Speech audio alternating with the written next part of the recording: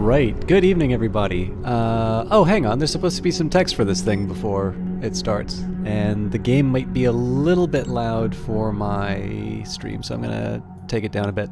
Let's just try logging out real quick, and let's see if I can get that text back up. I did actually want to talk a little bit about why I'm doing the game first. But, you know what? Let's just hit play. We'll see if this works. I know OBS is always a little twitchy about these things. But there we go. Oh, apparently it also wants to show the Steam overlay. Cool. In the wake of the Great Collapse, strange to the breaking point and facing citizen populations in open revolt, Western governments began to outsource the management of entire cities to private corporations. Armies of private security contractors reestablished order with ruthless efficiency. Though controversial, these corporate enclaves were beacons of stability in a chaotic world. Other nations soon followed suit. The balance of power shifted permanently. Megacorporations are the new...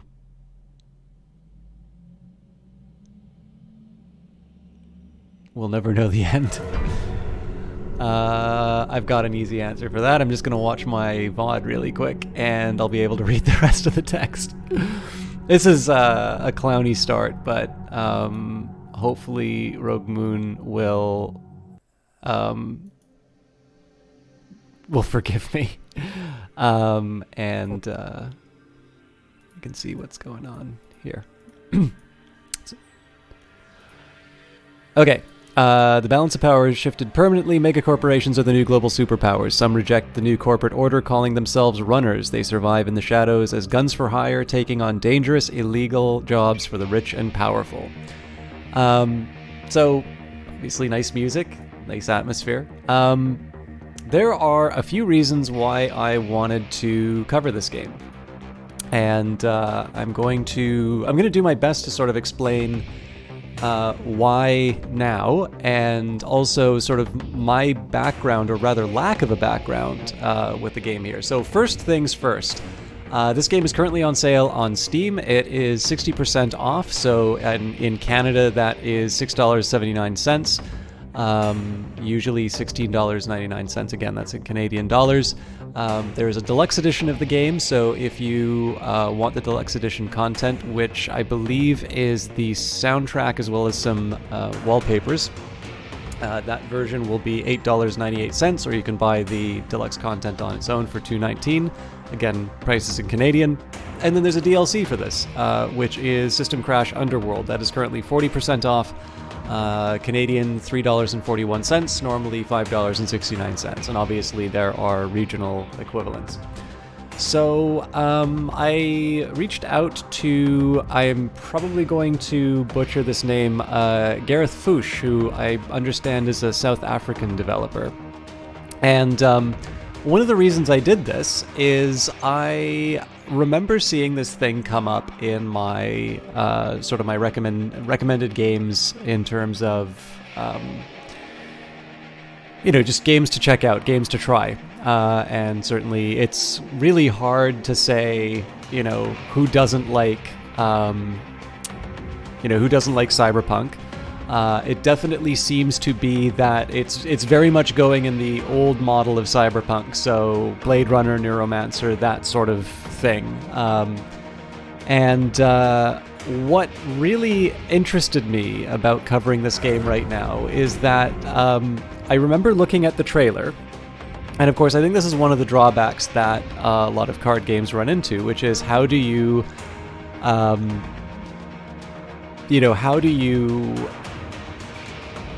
show off a card game. The game has really interesting art. Obviously, I am probably in the intended audience because while I don't really play a lot of card games, I'm actually not very good at deck building. I really do enjoy the game Netrunner. And of course, Android Netrunner has been closed down. This game definitely predates Android Netrunner. It actually first came out in 2016. But basically, this is the sort of thing that I should normally take an interest in. And of course, the drawback is that essentially what I saw in the trailer was shots of very nice art and sort of a cyberpunk setting, which is interesting. But of course, the way that a card game it gets represented on the screen is you just sort of see some cards move and some numbers go by. And I was sort of like, well, I'll maybe check this thing out later. And of course, if it was released in 2016 and I'm playing it in 2019, clearly I did not do that for a really long time. So why now? There was a response to there were basically a few people talking about their background in independent game development, and specifically, whether it was difficult or whether it was successful, some maybe blind alleys that people went down, particularly with people who have been successful and so wanted to share a little bit about where things went, how much of it was good fortune and how much of it was the product of being able to fail a few times before things went through.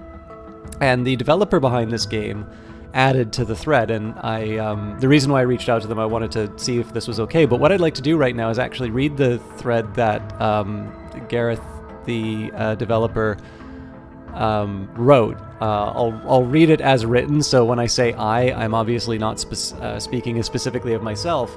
But what I'm going to try and do is put these two threads together in terms of my initial impressions of the game, how that developer dealt with it, and ultimately the fact that I did wind up buying this game is largely driven by the fact that they shared their experience. So I wanted to share it with you before going ahead.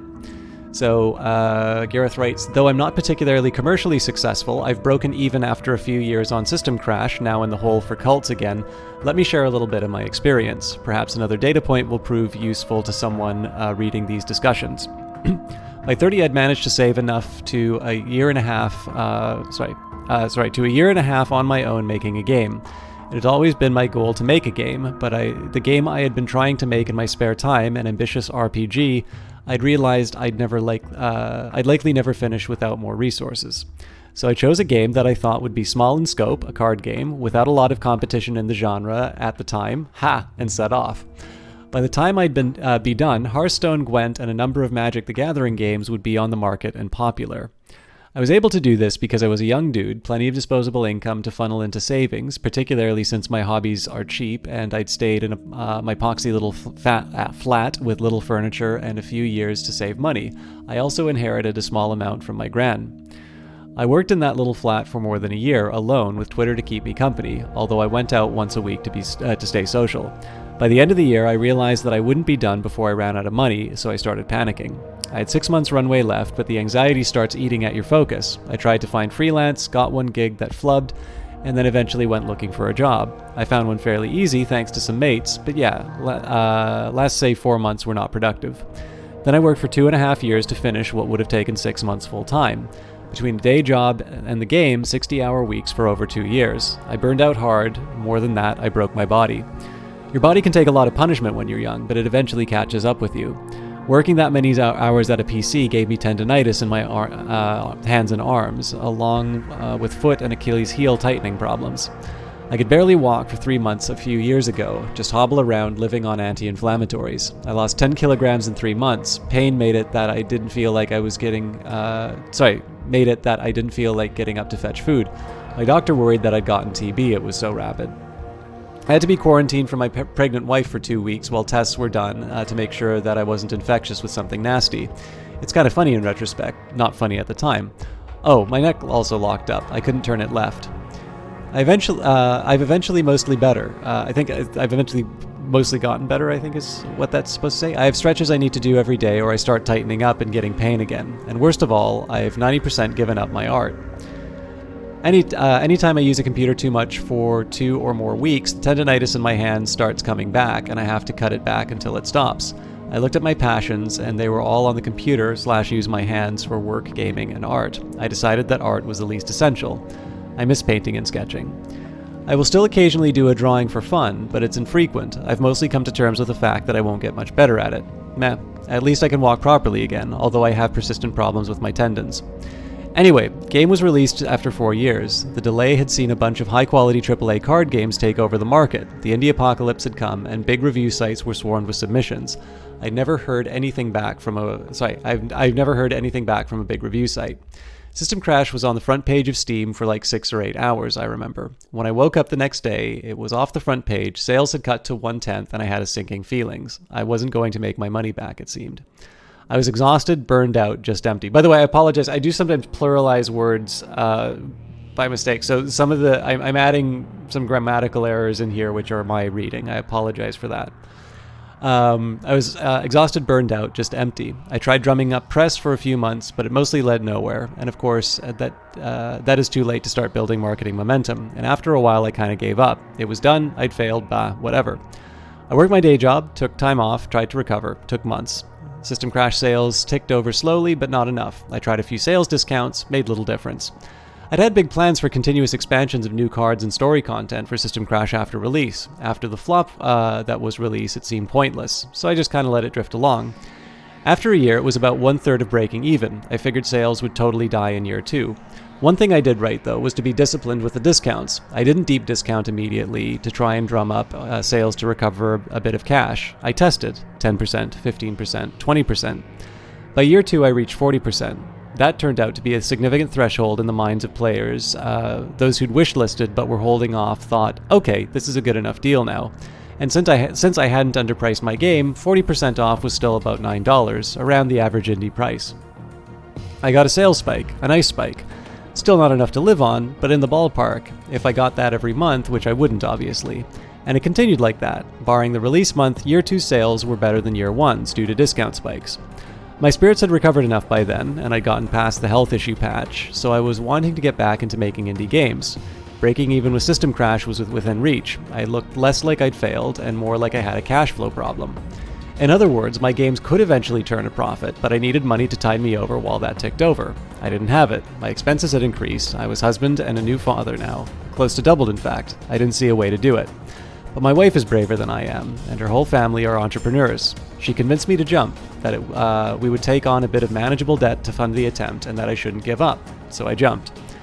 The first thing I did was try a DLC for SystemCrash. I'd wanted to do that. I estimated 3 months. It was a quick turnaround to hopefully get a bit of cash. If it failed, not a lot of time and money wasted. I got Underworld out. It hasn't made back its money, but did catch the eye of a big streamer who did a video on SC, which sent sales skyrocketing for 2 weeks. The best month of sales in SystemCrash since the launch month. Counting it as a package, SystemCrash got boosted by the DLC release and is now in the black, making a profit. The DLC isn't yet in the black, but is 75% of the way there. Like I said, it's a cash flow problem. How to survive long enough to cross the line. That was last year. My savings ran out a few months ago, so I'm living on debt and the small trickle from SystemCrash sales. I'm hoping the last few months of this year coming up, starting at Halloween, will be as good as they've been in the last 2 years for a nice boost of cash. Cult is taking longer than it should have because of unforeseen complications, but it should be out next year in February. Hopefully that injection of cash plus continued sales from SystemCrash will put me close to sustainable. Then I'm going to do a Cult's DLC, and possibly SystemCrash 2 to follow up. I should note that I was burned out with card games when I released SystemCrash 3 years ago. I've recovered a bit, but a large factor in my choices here is leveraging my existing tech, which looking for quick wins. I can't afford another 4 years, which is not a very romantic marketing pitch, honestly. Why are you making this game, Gareth? Because it's the best that I could do with the resources that I had available. In the meantime, people who were juniors under me at the job I first left to make video games have gone on to be team leaders who are making twice my salary. A true tally of the cost of this venture would not just be my spent savings, but the opportunity costs too. But I don't want to sound too glum and negative. Let me be clear, I still consider it worth it. I'd pay it again. Other jobs are boring. This is what I've always dreamed of doing. You pay a premium to pursue your dreams, unless you're extremely lucky in life. Although, of course, I also had a fair bit of luck. Lots of people, particularly in this country, South Africa, would not have had the resources to try even once, let alone twice. And I have an extremely supportive wife who is willing to shoulder some of the risk with me. I also have structural advantages as well as disadvantages. I live in South Africa. The industry is minuscule, so not many jobs and games to scale up or make connections in here. Game conferences are also prohibitively expensive to travel to, so networking is hard. However, the cost of my living is like 1/3 of the US or UK devs, and I and my business can survive longer on much less with a good standard of living. South African currency is weaker than the first world, so hiring first world freelancers is often too expensive unless they're breaking in or students. So I hire mostly from countries like mine, the developing world, who also need less to survive on. For a while, I tried to compensate by doing some of my own art. Around 20 cards in SystemCrash are my art, but that's how I broke my tendon, so I wouldn't recommend it. Anyways, that's my story. It took me a while. It took a while for me to get over my burnout and disappointment, to be genuinely, unhesitatingly proud of SystemCrash, but I am now. So let me end by sharing the result of all that blood, sweat, and tears. And that there is a link to the game, which I'll put inside chat right now. Oop, that sound you're hearing is the trailer. And it says, it took me until like last year to introduce yourself as a game developer. I still felt like an imposter even 2 years after I released SystemCrash. Felt embarrassing calling myself a game developer if my game had flopped. So obviously that's kind of long, but it's very interesting to hear sort of in response to me looking at the trailer and saying, maybe one day, not right now, to sort of hear this journey that the developer went down. And the funny thing is that when I consider, so I've actually started buying books again because I sort of realized that the amount that I spend on, other sort of frivolity, like even like a nice dinner or something like that, tends to be more than the cost of like even a hardcover book. Well, I mean, maybe hardcover is a little strong, but when you think about this game, right? So if I were to just get it base price $16.99, it's probably a bit less than a book. There's definitely other entertainment that I have spent on. And if I take a look at the price now, this is 60% off, that's a savings of about $10. Now, $10 will go somewhere, but I'm not entirely sure, especially when I multiply that relatively small savings for me over the the number of people who will potentially buy this game. That's actually a very significant amount for a given developer, and that's a really interesting problem that I think developers are running into, which is that it's a relatively trivial amount that we tend to sort of put these really big red lines in terms of purchase prices over. But it can mean amounts that are the difference between continuing on or not. But I think one thing that I really liked about that line of the story is the realization that the problem is a cash flow problem, that ultimately this game made its money back, and that sometimes it's just simply a matter of being able to build up enough titles and build up sort of enough, last long enough to make sure that your previous releases are starting to bring in a little bit of a return. So in this case, I actually think that the developer has a really good assessment of their situation. And I mean, they're interesting to follow on their own, but it was so interesting to sort of see a game which I can specifically remember sort of looking at and passing by, and then to sort of see where the two paths went.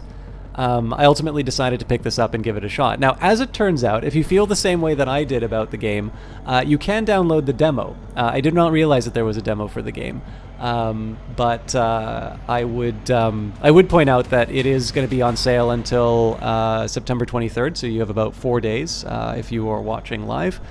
To get the game at 60% off for the base game and 40% off for Underworld, which I figure I will pick up if I enjoy it. And it seems like something I'll like, so I'm going to be jumping in basically blind on this thing.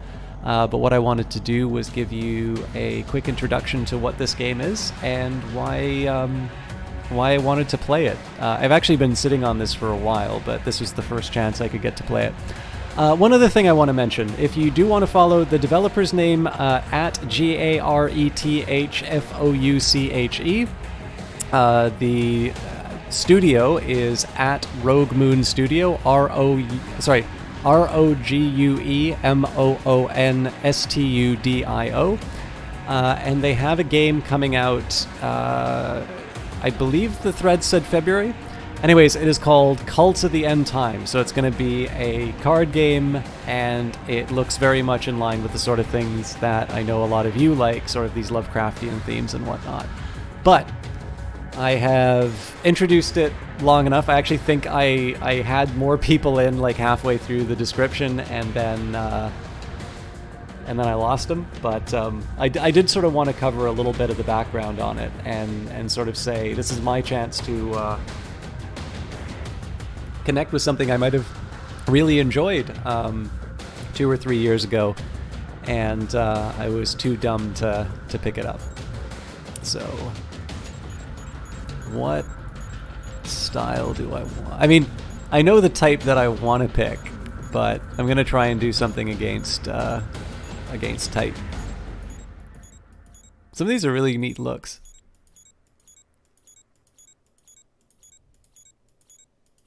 I think this is from Underworld. Oh yeah, we'll go for that.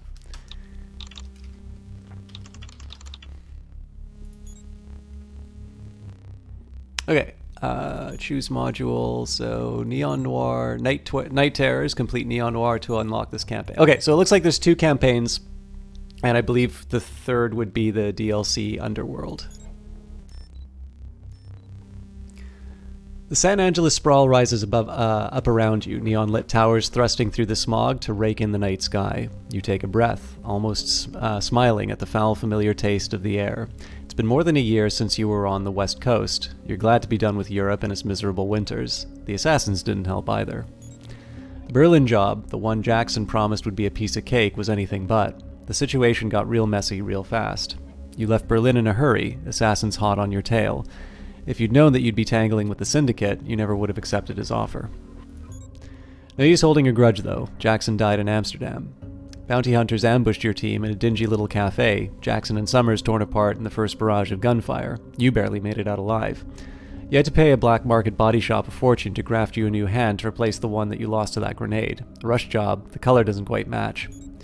The team split up after Amsterdam, figuring that traveling alone would be less conspicuous. 6 months after you moved around the globe, staying one step ahead of the Syndicate hunters. 6 months before you were satisfied that they'd lost your trail. And now you're back in your old stomping ground, back in San Ann. First order of business was getting a new console. You'd abandoned yours in Amsterdam. And the kind of console you need, well, they don't sell those at the mall. Black market cyberware ain't cheap, and you'd burn most of your creds dodging hired killers. A bank loan was out of the question. A background check would poke holes through your fake ID real quick. That left only one option, a loan shark. Miriam's a ruthless bitch, but hers were the only terms that you could stomach. She agreed to lend you the 5K you needed on a new Hijitai on the condition that you paid back 10. You had little choice. You can't buy a console without credits, and you can't earn credits without a console. If you don't pay back the debt, Miriam will send her goons to collect your liver and the rest of your organs, whatever they can sell at the chop shop. You've got 30 days.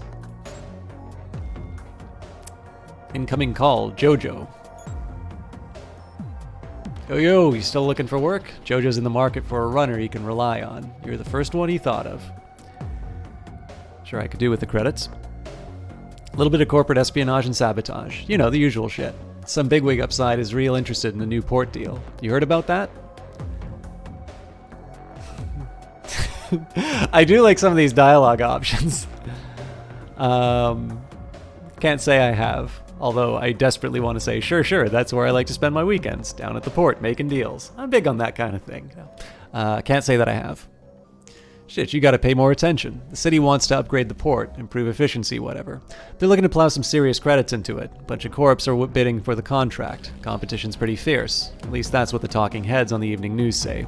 Smells like a chance to do some business to me. Opportunity, man. It's everywhere, if you're paying attention.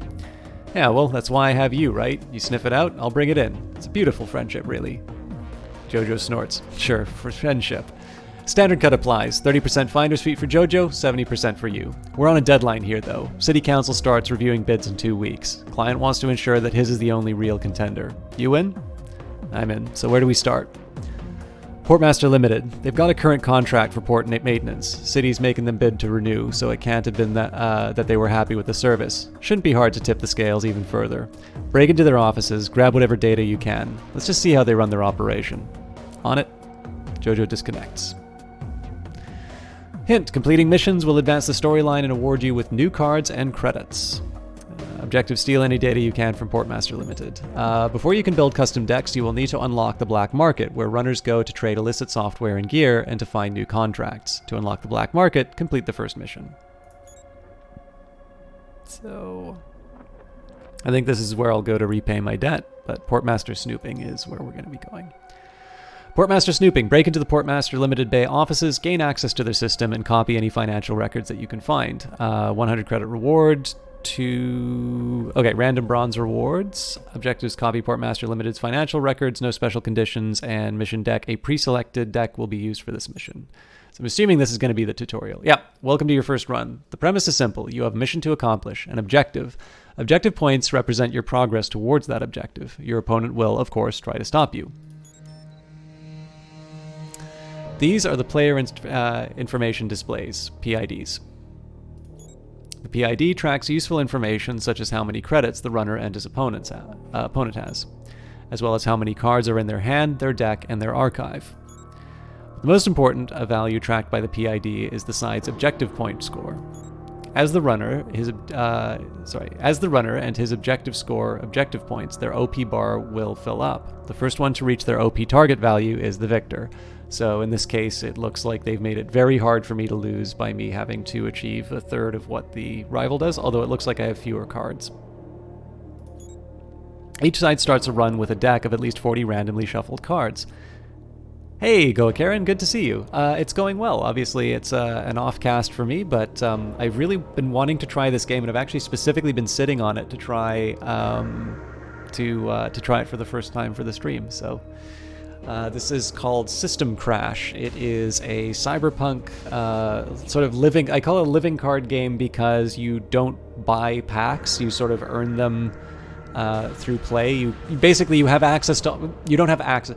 You can obtain all of the cards by purchasing the base game, a little bit like what Fantasy Flight did with Android Netrunner, although obviously you could buy the expansions that they released. But basically there's no randomness in terms of the purchases that you make. It's playing the game that introduces the randomness.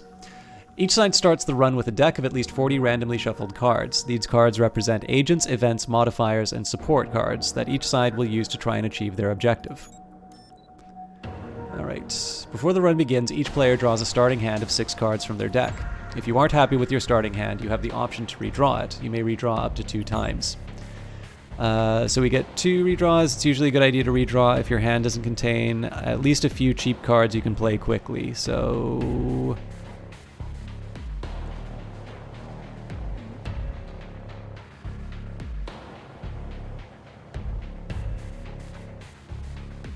at least as far, I'm going to assume that you start with 1 and then keep moving up. So it looks like basically I've got something I can play on turn 1 and turn 2. There are quite a few like not unit cards, but I'm going to keep it because I don't really have a frame of reference yet. Oh, well, you may be interested, Ego. This game is currently 60% off, so it's about $7 Canadian right now. Portmaster Security chose... And I mean, this is one of the reasons why I'm playing it, is that because I kind of dismissed the game based on the trailer, I thought that a great opportunity would be not just for me to sit down and play it in private, but to not let people make the mistake that I did, and basically to show what the play is like, so... Portmaster Security chose to keep their starting hand. You chose to keep your starting hand. You go first. This is the command interface. Through it, you manage your forces, monitor your opponent's move, and attempt to achieve your run's objective. The screen is split into 2 halves. The top half displays your opponent's forces. The bottom half of the screen displays your own forces. Each player has a limited number of command slots for bringing cards into play. The front row of the command slots are for agents. The back row of command slots are for support cards, which I think is one of these.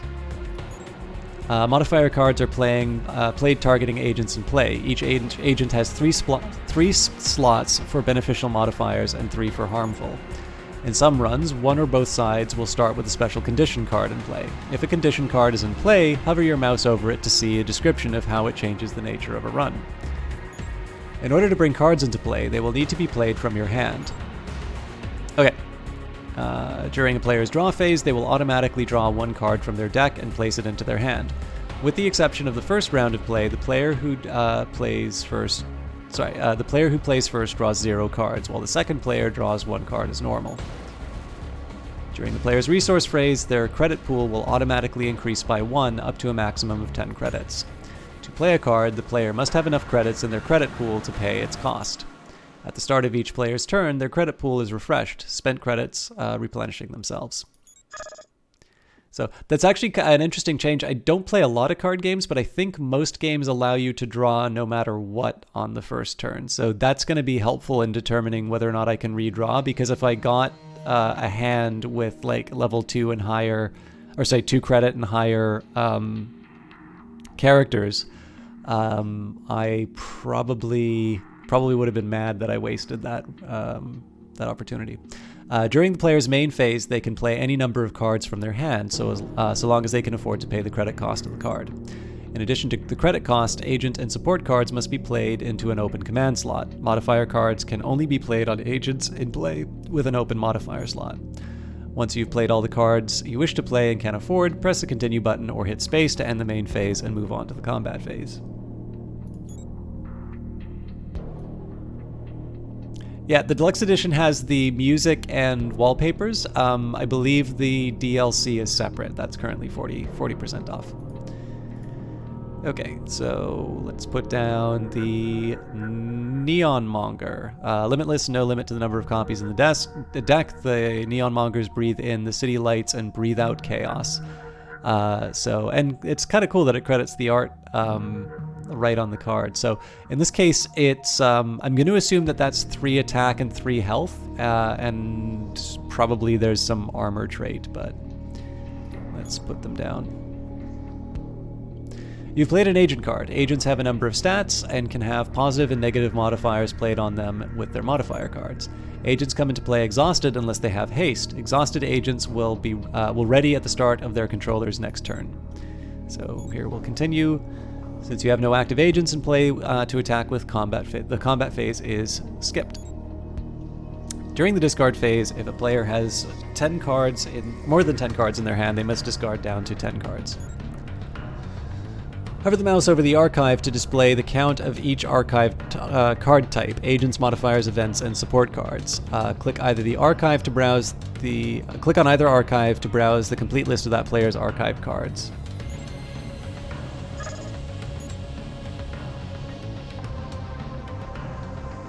Oh, neat.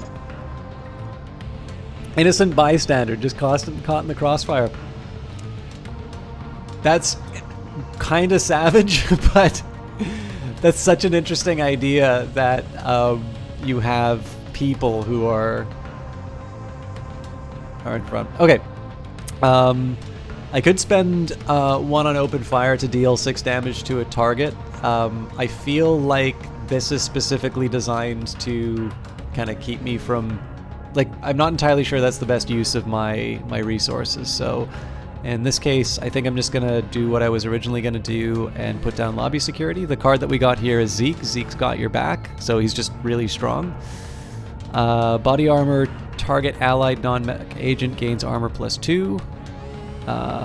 Deal 6 to target allied non-mech agent gains attack +2. And take cover. Agents you control gain armor +1. So yeah, I think in this case we will we'll bribe a security guard and we'll put them down.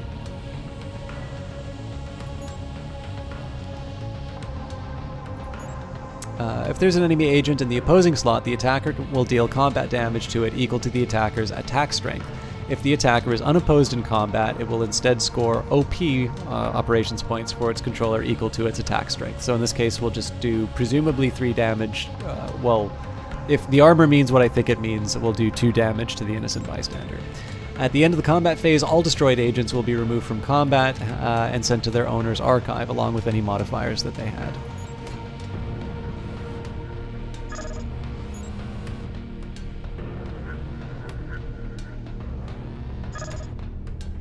Okay. I think I'm going to continue with this kind of putting people down right away. I still have the initiative, so this character's not going to do any damage to me. I sort of have the initiative on this guy, although I'm kind of curious why they're all starting with armor. And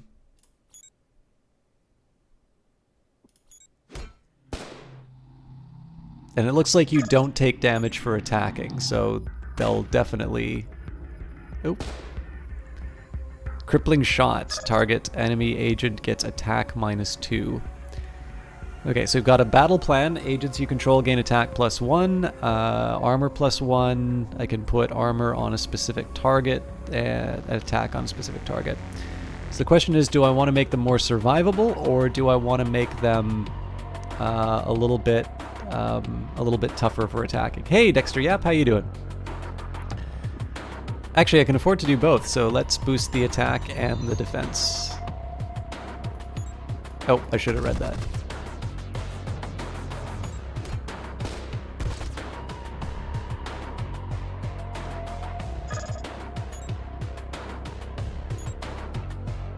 Okay, so now I'm on the back foot as far as making all this work. Okay, so Maddox, hacking to the start of your turn, gain 2 op. Maddox isn't too fond of field work, but he loves the challenge of cracking a corpse server. So the drawback here is that they're not that strong against that character. But what I think I'm going to do, we'll put down Maddox, and then we will give them armor. And then I still got 2 left, so there is a temptation to maximize my armor right here.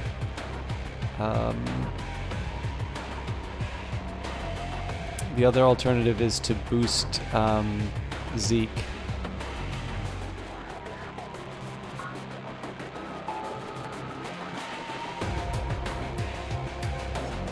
I think in this case I'm going to boost Zeke because it's going to take out 2 characters. Yeah, so what it'll do is it'll take out 2 characters, so that's going to force them to either replace both. Actually, if I wanted, I could try to take out one of them right now. But yeah, what I'm going to do here, as much as I would like to have some extra armor for Maddox, what we're going to do here is we're going to blow a hole through these 2 middle spots, which they'll need to fill up. I'm glad you really like Night Team 4. It's a great game. I'm obviously not playing it tonight. I'm doing some other hacking related games, but open fire, deals 6 damage to targets. Okay, clever.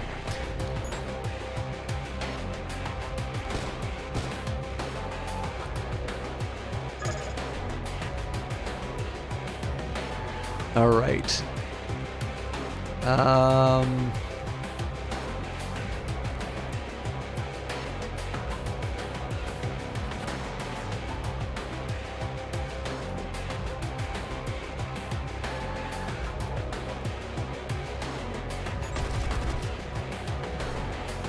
I'm just going to empty out the hand.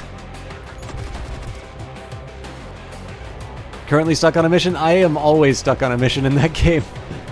Oh, I wanted to play that. Oh well. Which mission is it, Dexter Yap? Okay, that was smart. So I mean, the good news is that I have enough to pull myself through with just the tick, but let's boost that armor.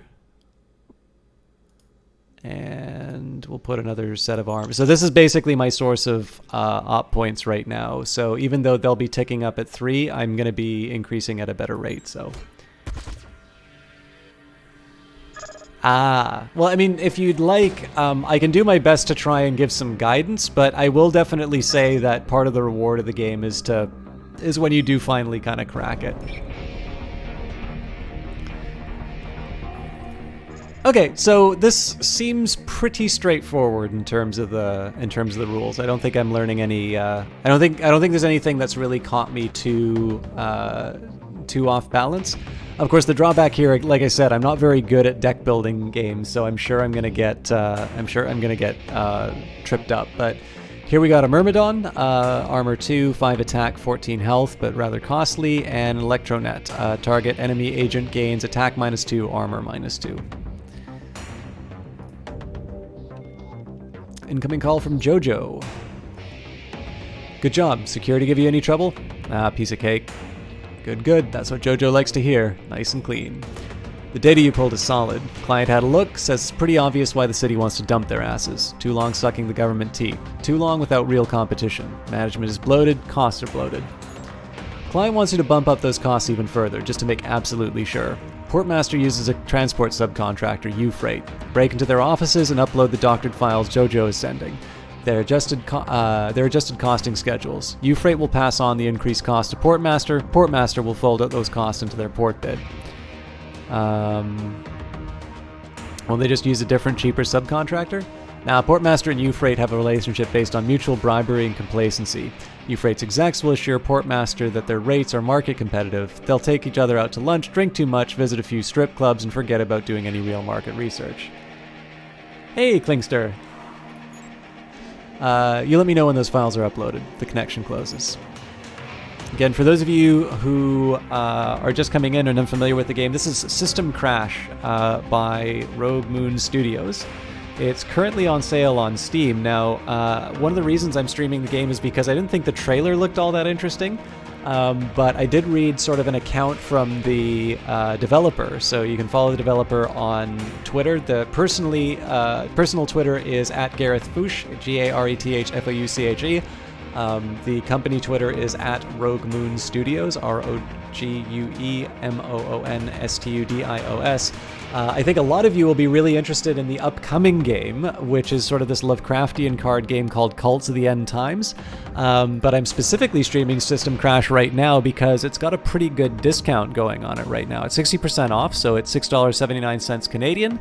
The DLC is 40% off, so Underworld is 40% off, $3.41 Canadian. And there's a deluxe edition of the game, which is $8.98 Canadian. That will include SystemCrash as well as the soundtrack and wallpapers and whatnot. I was hoping you'd say Cultist Simulator. No. Yeah, Cultist Simulator already exists. But obviously a lot of people who like Cultist Simulator would probably be very interested in Cults of the End Times. I don't actually know that much about Cults of the End Times, but I thought, especially because this developer did a great job of explaining exactly why they're doing games and what the second game means to them. I'm obviously not that influential of a streamer, but I thought it would be really good to sort of do my part to say it's like, hey, you know, first of all, check out SystemCrash, see if it's your kind of thing. And there is a demo if you don't think you have enough information to make a purchase. But this is a developer worth following because it's very likely, if you don't care for this one, that if you like my stuff, you will probably like their follow-up game. So, all right, let's answer the call. The comm link opens to show a young man with bleached hair smirking at you. Hey, loser, how's tricks? I'm actually busy right now, Nil. You can watch all the way through. Are you talking about this one or the 7-hour one that I did? Yeah, I don't really care. I'm just making conversation, man. Listen, I gotta get to my gig, but you said that you wanted in on the next tournament, right? Yes. Killer, we're setting one up now, getting some wicked buzz, lots of excitement, plenty of big names eager to sign up. I know you're not in the big leagues, but you could probably make a few creds. I'll send you the cords and the registration pass, but you might want to get some practice in first. Don't want to embarrass yourself, do you? Oh, yeah, I hear what you mean there, Dexter. Yeah, I mean, I will say 19.4, even some of the bounties, generally the tougher ones are pretty forgiving in terms of like walking away and clearing your head. I do know that there are guides online. I've not used them personally, but I do know the community is pretty helpful with stuff. If you're not in the Allison Smith Discord, by the way, they're pretty good at not handing you everything on a silver platter. Like if you just want a nudge rather than a solution, they're also pretty good at that. But I mean, I can try and give you a hand if you want as well. That's not a, hey, stop talking to me answer. That's more of a, you have a few options answer. Nil looks back over his shoulder in the background and you hear a woman giggling. Yeah, sorry, I didn't get that. Look, I gotta go. Business. You fucking stay frosty, champ. I'll check you at the arena. The connection drops.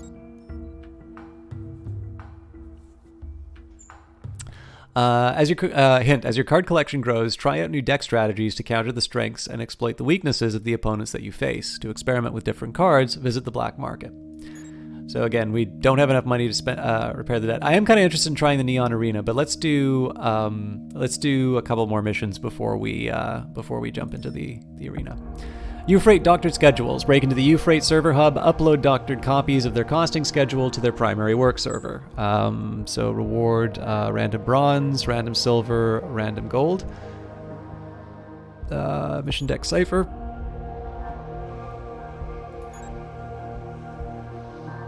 Oh, so let's hit the black market here. This is the screen where you can browse your cards, build custom decks, and trade with the black market. Hover your mouse over any card to view a detailed description of it. Right-click on any card to trade. This list shows your available decks. Click one to edit it. Alternatively, click New Deck to create a deck from scratch. You can delete a deck by clicking the X next to its name. I don't know Dexter Yap. They haven't actually said anything about it yet, or at least anything that I know about. The website does have a blog from the developer, as well as I believe they do some streaming. So it might be... I do definitely recommend following them. I just happen, like... The bits that I know definitely seem to sort of scream Lovecraftian elements. It will be another card game because they said that they wanted to kind of play to their strengths and their existing tech. But I really don't know that much about the game other than the fact that I know that that is their next one. It will probably be out in February based on what they said. So, no, this game is available now. The Cult of the End Times game, I believe, is coming out February. At least according to what their thread said. Okay, so let's see what this... left-click on cards in your collection to add them to your deck. Left-click on cards in your deck to remove them. Shift-click to add or remove one card at a time. Click on the deck name to edit the name of your deck. Use these filters to show or hide agents, modifiers, events, or support cards in your collection. This toggles whether to show cards you don't yet own copies of in the card browser. Use these toggles to switch between displaying the number of copies you own, the buy price, the selling price of cards in your collection. Hover your mouse over Statistics Hotspot to view a detailed breakdown of your deck's card type and cost distribution. This data will help you build more efficient decks. If a deck is losing frequently, check the stats for possible weaknesses and imbalances. So what I'm actually going to use this for is just... This is obviously the deck that the game gave me, so I am a little interested in what the game sets up. And again, this is just because I'm not that strong at deck building games, so it's helpful to me to see how people who know what they're doing make. What games do I plan to stream over the course of this live stream? I usually just do one game at a time, Dexter Yap, so if SystemCrash isn't your kind of thing, this may not be your stream. I'm obviously happy to have you nonetheless, but usually whenever I do a stream, it's one game at a time. So when I do Night Team 4, it'll be a Night Team, it'll be Night Team 4 for the whole duration. If I do SystemCrash, it'll be SystemCrash for the whole duration. And I know sometimes people don't always care for what I do on a given day, so I completely understand if it's not your thing. Okay, 50% agents. 15% modifiers and tactics. 20% events. I don't actually think I did any events. 70% agents. Oh, sorry, not agents. 1 or 2 credits. 23, 3 to 4. And 8%, 5 to 6. I think that kind of makes intuitive sense. So the real question here would be,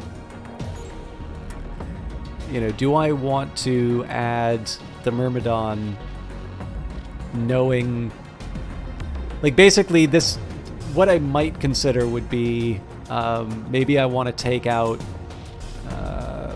so here's a good example. We've got something, Andrew Rickson. So would it make sense for me to remove the Myrmidon in exchange for Andrew Rickson? Because they both cost the same. Well, I mean, one of the things about this one is it has 2 armor.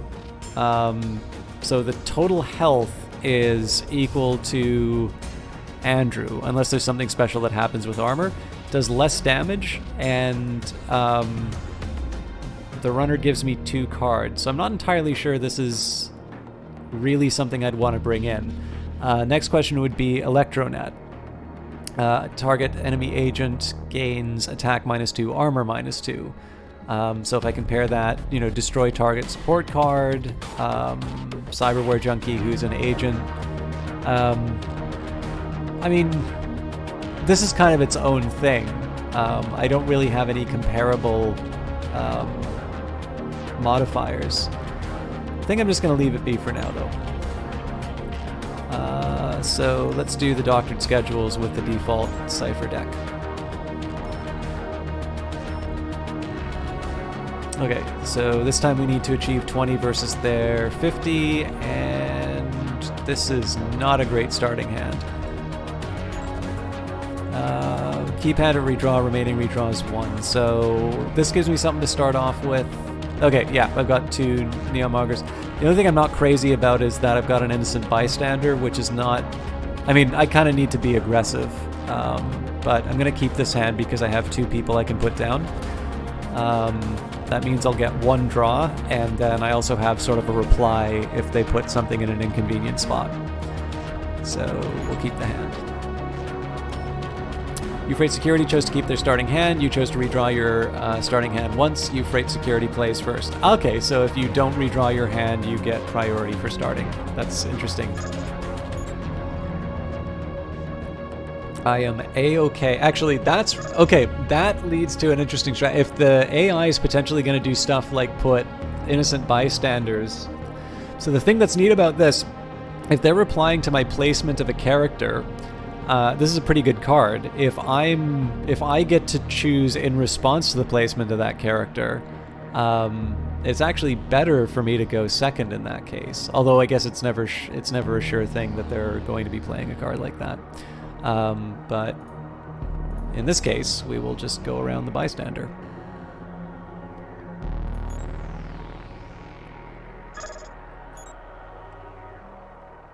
All right, the police are here. Can't play Zeke yet. I think we're just gonna drop a... Yeah, this is something I want to hang on to. I don't think the security guard is really worth the crippling shot. I might give the... Well, see, he's got 5 health, so he's already gonna get hit once. Yeah, it's not worth it giving him a gun. What I do like about this innocent bystander here is that they're sort of locking up... I mean, I guess they're locking up both categories, but in this case, there's, like, they can't really put anything in here. So... Oh, you know what? If I gave him the gun, he would have hit. I forgot that I was the one who has the initiative. Okay, Zeke... I can hold them back if I think there's going to be a problem in terms of like dealing with the lobby security or something like that. I think probably it's better for me to just go aggressive. So this guy's going to get killed next round. Okay, so I'm going to have some holes in my defenses next round. Let's say... Innocent bystander first. There is a temptation to do take cover. That still won't save. If the Neon Monger would have been saved. Well, crippling shot on this guy will keep my Neon Monger going longer. It's not really going to change the world, but it buys me a little time, and I think I need that right now. So then the question is, do I want to add the Series D blaster to compensate for the crippling shot? I think I will.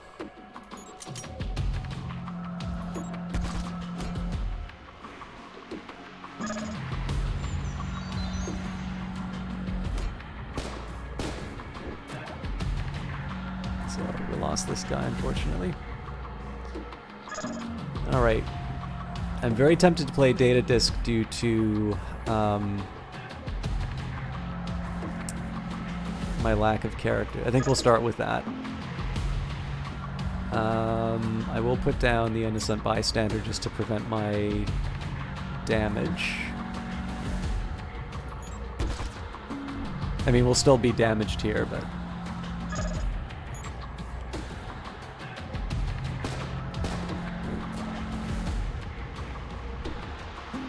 You know what, Artemis would have been a decent one to remove. I think I'm gonna hold off on it though. Okay, security is kind of tempting in this case.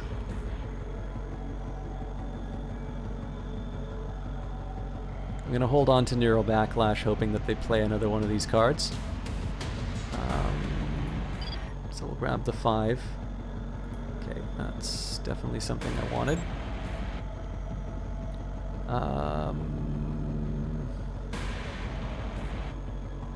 They're not really gonna lose anyone this round, I don't think.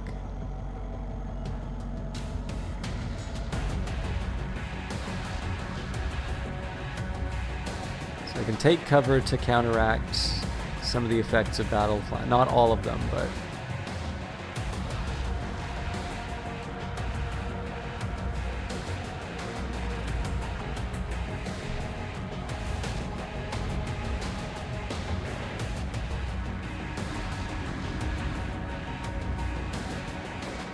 Okay, I'm gonna hit this.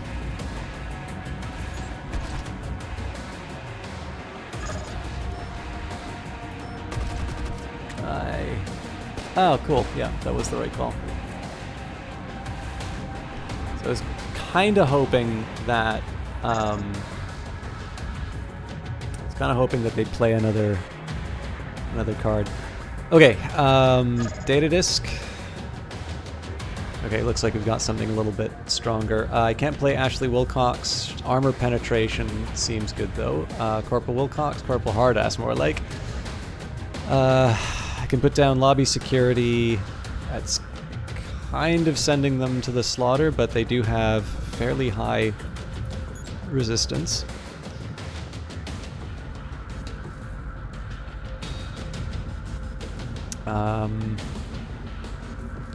This guy's already done.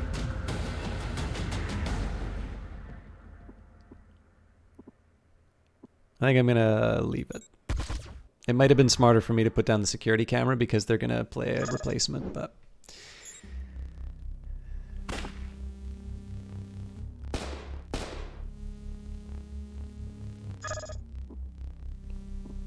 Okay.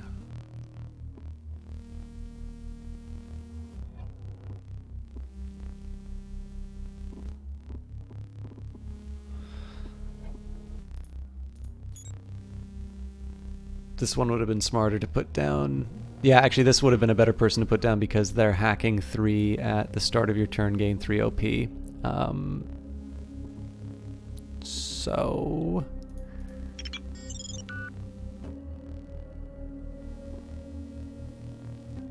And...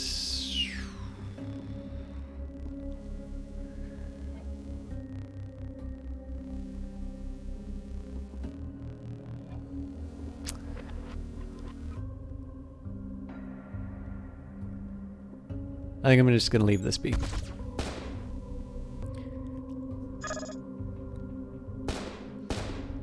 I've neglected to see whether or not that had a timer, so that was actually a bad time for me to put that down. Okay. There is a temptation to kill this innocent bystander just so I can put down this character. Actually, that's exactly what I'm going to do.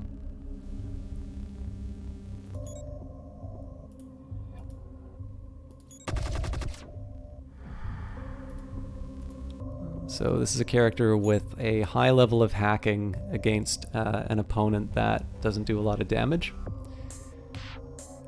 And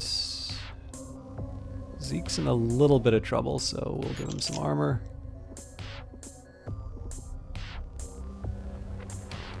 And I am happy to see what comes up next.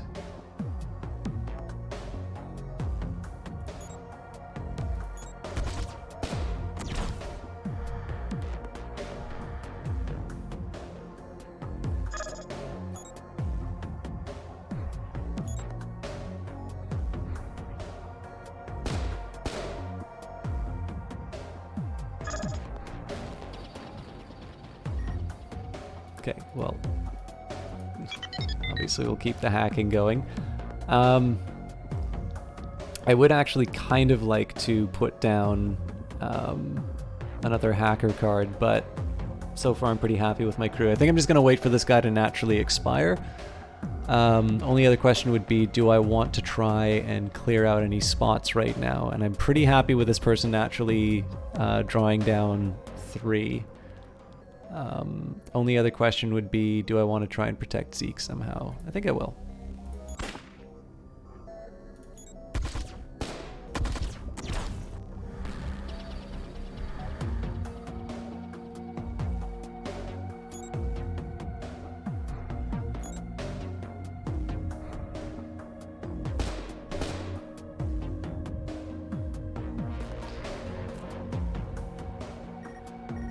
Okay, so Richard hacking 2 at the start of your turn, you gain 2 OP. I actually rather like this setup where you can just drain them.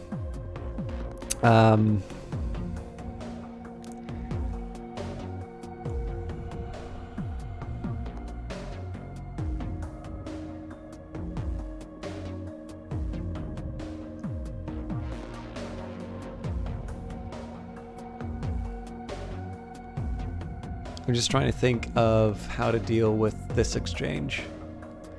I don't think there's a good answer, so for now...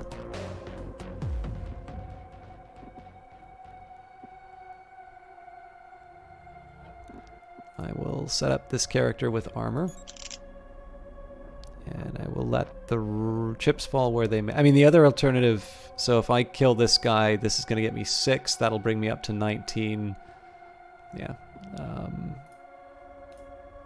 It's a bit overkill, but this just makes sure that I win.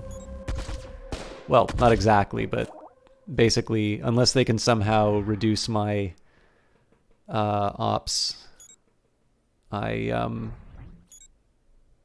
naturally draw.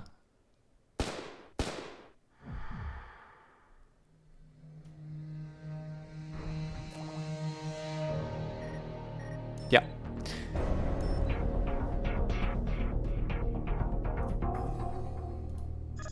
Alright, so I got 900 credits.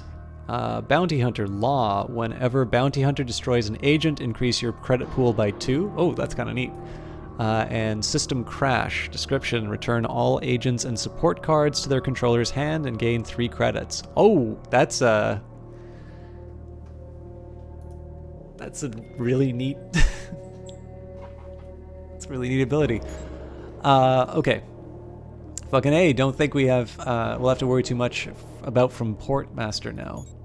1 down, 3 to go. Same game plan. You break into their offices, grab any data you can, financials, personnel records, whatever. We're looking for shit that we can exploit to bump them out of the running. Who are the targets? Like I said, there are 3. Carter International Transportation, Morgan & West, and McNulty Construction.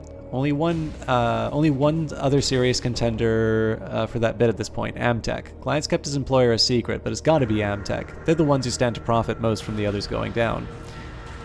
Yeah, it doesn't matter to me. As long as the money's good, the job will get done. That's why I like you. You're a true professional. Now get out there and work your magic. Jojo disconnects. Okay, so CIT snooping, Morgan & West snooping, McNulty Construction snooping. I don't think it gives any indication in terms of which ones are more or less difficult, so we'll just go left to right and get our credits up. Break into Carter International Transportation, CIT offices, gain access to their system, and copy any data that you can get your hands on. We'll keep the same deck. Actually, hang on. Let's just see if there's any easy wins that I can...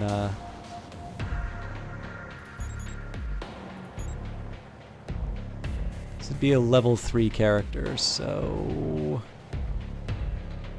On play, search your deck for a program or console card and put it into your hand. So is that... Worm 49 is a program. So I like that slightly more than the Bounty Hunter, but the Bounty Hunter actually seems like a really strong card.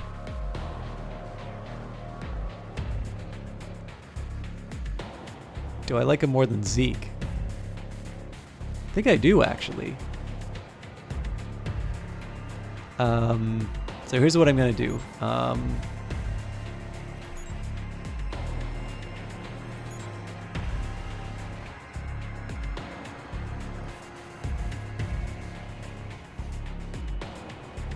yeah. I hope I remember how this works.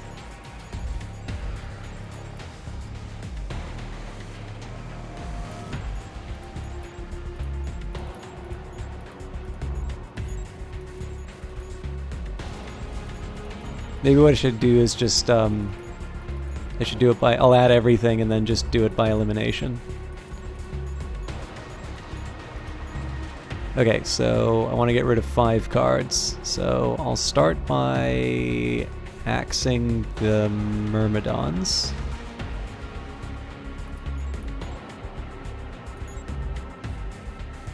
I think I said I was going to get rid of at least 1 Zeke in favor of the Bounty Hunter. No, I didn't bring in the Electronet, so now I need to get rid of 1 card. So SystemCrash was the one that I added. It definitely seems neat, but I actually haven't had things run long enough for it to be useful, so I'm going to axe it for now. And we'll see whether or not I can justify its inclusion later.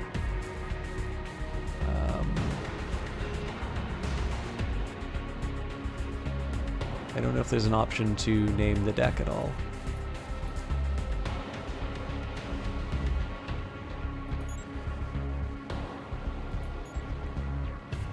Ah, there we go.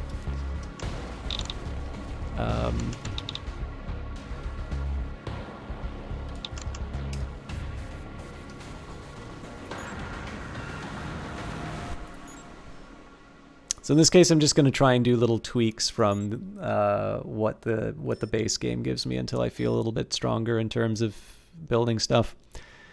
I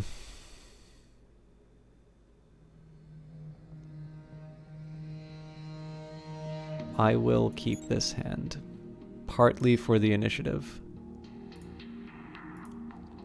So I'm going to be... In this case, I'm actually going to start with the worm. And again, the logic here is that I'm going to be able... So next round, I'm going to be able to put down an innocent bystander to block, and then I'm going to be able to also put down the Neon Monger.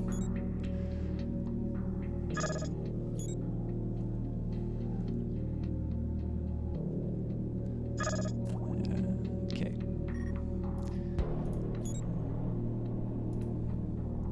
Now, of course, this is assuming that I'm going to be able to put something to replace them, but...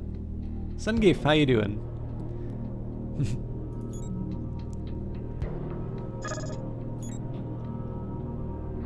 Jojo, who are you working for?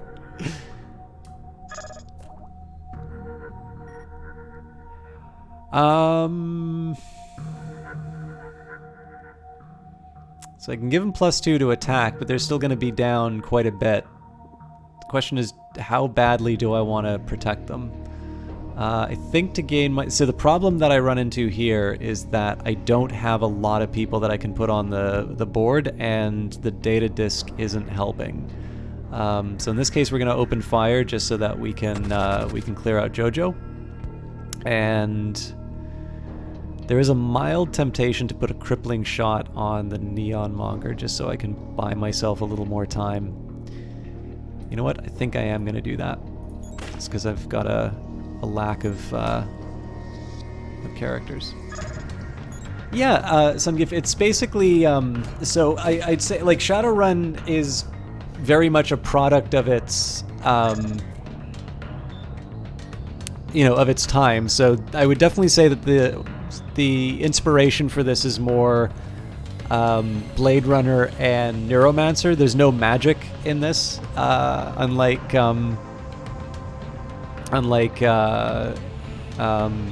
sorry, words are failing me. Unlike Shadowrun. But yeah, it's a cyberpunk card game. It's a pretty neat one, and it's currently on sale, so 60% off on Steam and 40% off for the DLC. I'm pretty sure I'll pick up the DLC at the end of this cast. You're out to work tomorrow. Guys, have fun. Bye, SystemChalk. Bye, chat. Thank you very much for stopping by, Ego at Karen. It's always a delight to have you hanging around. So I have a little bit of a dilemma here. I want to put down Jinx with their hacking 3, but I also want to protect them from Ghost, who's got level 6 damage. I can mitigate a little bit of it. Yeah, you know what? I am going to do it. Unfortunately, they are going to get punched, and I'm going to put some body armor up, but it's not quite going to be enough.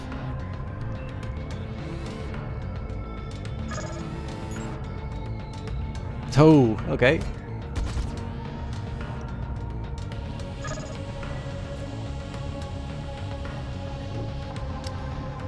So, armor... Question is, do I want the extra 2 damage that I'll do to the idle Jinx? No, I'm gonna draw the cards instead. So obviously we're gonna lose this guy next round, but hopefully I'm gonna be able to put something strong in place to get rid of the Jinx. I do not want to put an innocent bystander in place. Ooh, that's vicious.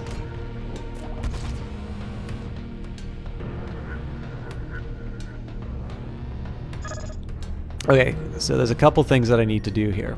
So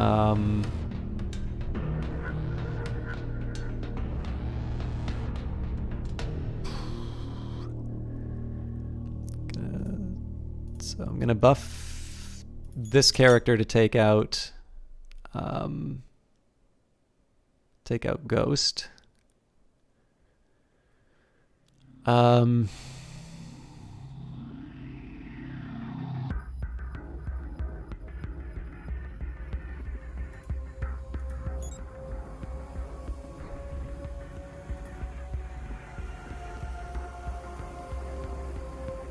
I think we'll put down the innocent bystander and again just try and siphon off as much as I can.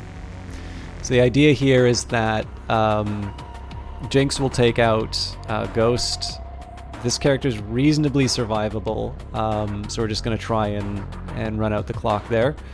And then we're going to take advantage of, I think, 5 hacking, and then when I want, I can gain 5 op from the software vulnerability.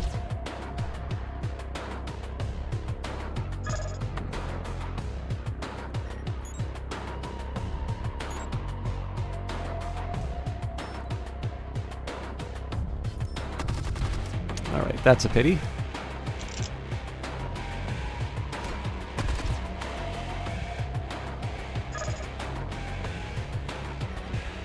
Okay, so when Jack comes into play, search your deck for an assault card, put it into your hand. So the question here is, who am I most worried about?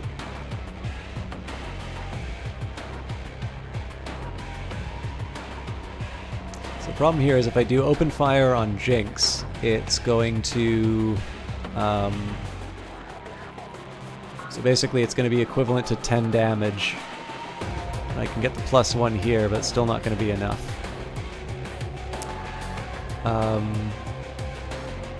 So what I'm going to do instead is I'm going to take this guy out,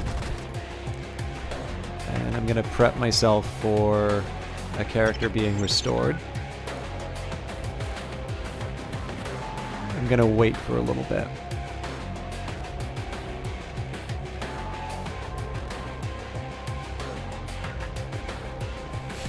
Oh, Sungif, are you talking about PewDiePie? Or is this somebody different? Interesting. So they're actually doing a really good job at... oh, gross. They're doing a really good job of doing the sort of stuff that I wanted to try to do to them. Okay, what's the story? Hacking 2. So I want to set him up against their weakest character.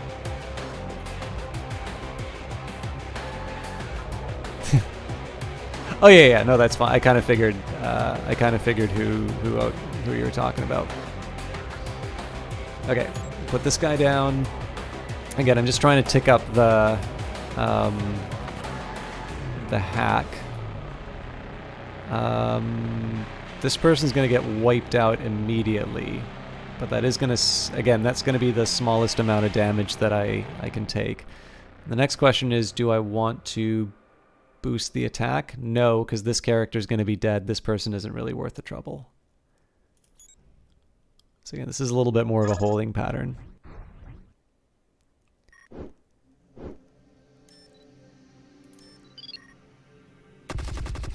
Yeah, so this is definitely a lot closer than I would like it to be.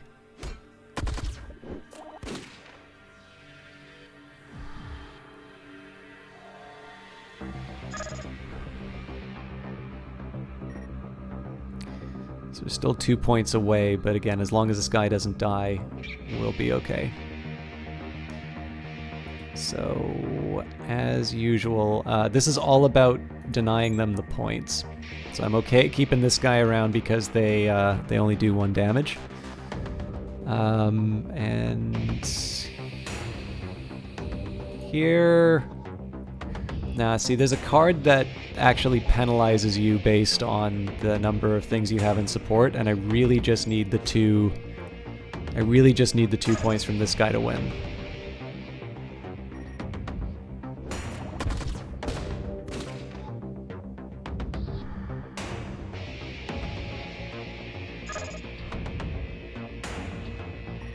Cool. That was a lot closer than I wanted it to be. Oh! Didn't I just win? This is gonna suck if I didn't. Alright. 1... 2...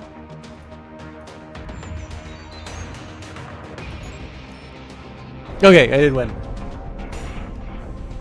Yeah, I mean, I don't really watch him, but I think the number of kind of quote-unquote accidental incidents he's had has definitely indicated it's not my kind of thing.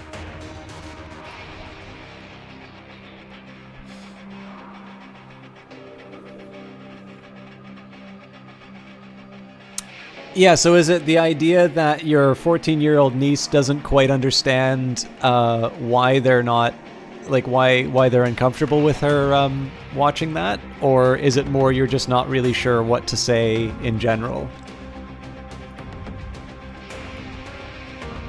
Software vulnerability, gain 5... Yeah, I actually rather like this card, so... Dr. Avoldson. You do not know me, so allow me to introduce myself. I am Dr. Hank Advoldson. I run the clinic on Worrell Street. Mutual associate Dr. Jonah Yosef, who you know as Jojo, gave me your contact details. I have a problem, and he suggested that you may be able to help me resolve it. I'm a busy guy, Doctor, but if you can make it worth my while, sure. My clinic has had problems recently, many problems. The Neon Mongers gang. Do you know them?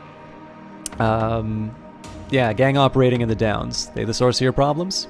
Yes. They're always a nuisance, these Neon Mongers, but no worse than any of the other local gangs. You pay them off, they leave you alone, mostly. Just one of the realities of doing business in these parts. But recently they become aggressive, organized. They have started turf wars with other gangs, much killing. They've been pressuring local businesses to pay higher protection fees, claiming that because this entire district is their sole territory now, they deserve greater compensation. Those that refuse their demands suffer accidents, fires, gunshot wounds, those sorts of accidents. The Metropolitan Security Forces are no help, of course. So that's why Jojo put you in contact with me? The Neons are extorting you? No, the clinic has security automated. More than sufficient. Those punks choose to concentrate on easier targets. But there are materials my clinic relies on in order to function. Medical supplies, maintenance, parts, that sort of thing. We receive regular deliveries from our suppliers. This week, one of our delivery vehicles was ambushed. The savages, they murdered the driver and set the vehicle alight. Not before looting the contents, of course. That shipment included very substantial amounts of the chemical compound dimethadine, very useful for certain procedures, very expensive. Dimethadine is also a primary component in the manufacture of aggro. You've heard of this, yes? Berserker drug. Amplifies aggression and dulls pain. Users will tear you apart with their bare hands and you won't even feel a bullet. Heavy shit. Indeed, as you say, heavy shit. The Neon Mongers, they sell aggro on the streets to fund their gang war. I believe they stole my shipment in order to produce more of this poison. Sounds plausible. And what do you want me to do about it, Doc? Recover my property, of course. Question these Neon Mongers, search their databanks, and do whatever it is you type do. Just find what is mine and return it to me. I will reward you well for your efforts, I assure you. My type, your type, people who deal with situations like these. Runners. Mr. Jojo assured me you were capable of handling it. Was he mistaken? No, he wasn't. I'll handle your gangster situation for you. You have my gratitude. The doctor disconnects. I'm not ignoring you, Sungif. I just wanted to get through the dialogue. So, you're super worried about part of Teenage Rebellion. Honestly, her parents are beyond reasonable, and you confirmed with them that they had a long talk with her about why it's problematic. I didn't even tell her she can't watch him, just told her to look out for various things, and think about why they're not the way to go. Yeah, I mean, it's so hard too, Sungif, because like one of the problems that I run into is that I like to think of myself as very ordered in terms of thoughts. Incidentally, now is not a bad time for me to mention that there's another blog out, so if you want an idea of how I think, there's the link. So I tend to kind of talk in... I kind of tend to talk in ordered points. I guess without knowing the person, I guess the one point I would try and bring home would be, it's like, so what's so interesting about them? That's kind of the way I look at it. And, you know, you can always sort of say, you know, here is the I mean, like, I guess one of the ways that I would try and think a little bit about it would be, it's like, okay, so why is this interesting to you? And then carry on. And I'm like, so, and then you can say, so what do you think about, you know, X? It's like, the example I might take would be, is like, if somebody told you, you know, some certain belief, repellent belief, how would you react? And then, you know, you sort of move from that and say, okay, so, you know, this person has got a very large audience. You enjoy watching their stuff, but they didn't have the conviction to stand up to this group of people when they said, you know, this thing. How do you feel about that? Because there's certainly no shortage of content creators to watch. So it's really hard to say that they specifically are producing something that's not available somewhere else. But the problem is that is me convincing myself of something that I already know is true. And I'm not entirely sure that kind of reasoning is the sort of thing that, like, I don't want to suggest that 14-year-olds aren't smart. I mean, I think one of the problems sometimes is that people try and talk down to people. And the thing is that people know. You can't just be condescending to someone, even if you think you're being really subtle about it. But that doesn't necessarily mean that this like strong appeal to reason goes through. But like, I guess one of the things that I would sort of put it at is like, if you're gonna have some sort of a hero, or, you know, some kind of a celebrity, and then you say, it's like, you know, would you do, you know, what do you think about the way that they're behaving? Or like, how would you react in that situation? And I'm like, are they really worth watching if they can't, you know, if they have all of this fame and all of this, you know, authority, and they're not willing to stand up for something that's right? But it really depends on the person. It's really more of a question in terms of sort of finding the thing that they value. Because obviously if if it's like, yeah, you know, my friends' opinions are really important, I want to do what my friends are doing. You say, you know, would you jump off of a bridge if all your friends were doing? It's like, hell yes, I would. And you obviously don't make any progress.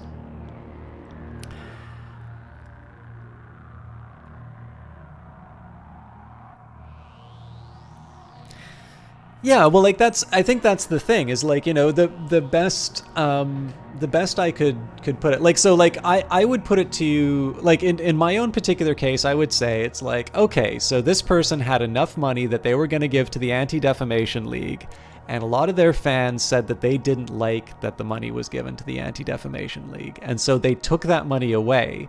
Or they said they weren't giving it anymore. It's like, what does that say about that person? And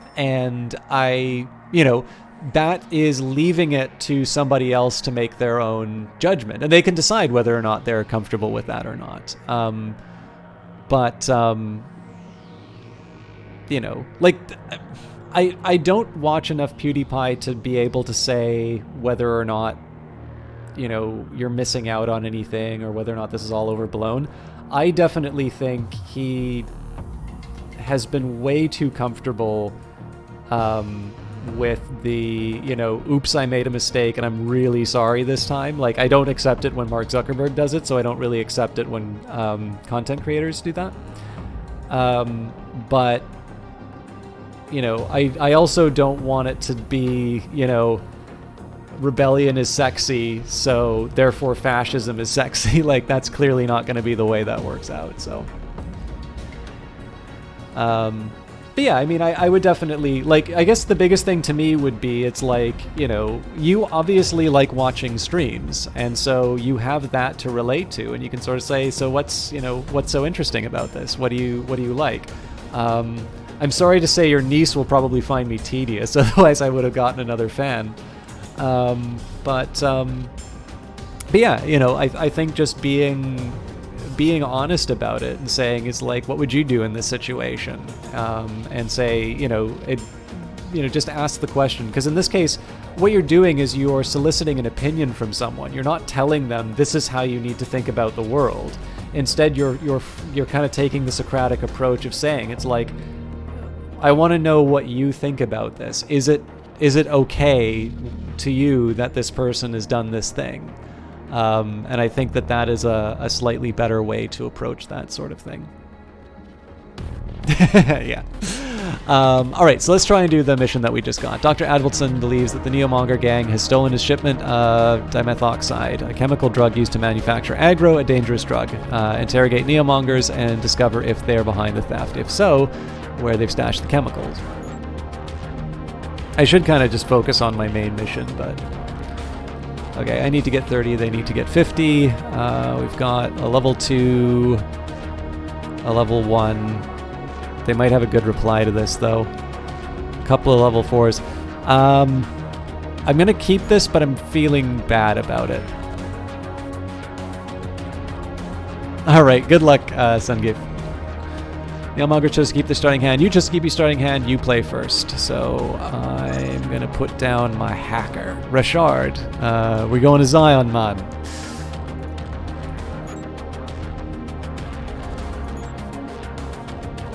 He is probably going to get his... Oh, Jesus. It's vicious. I am encouraged, though, that I've got a second hacker to bring up.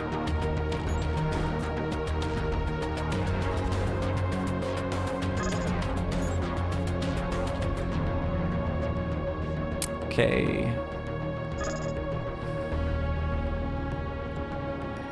I would have been much happier if I had something that could target that guy. So we'll do a crippling shot just so I can keep my hacker up and running for a bit longer. Now, I could do battle plan and get some bonuses to attack. But in this case, I'm going to drop the spider. And then that'll be a multiplier on everyone next round.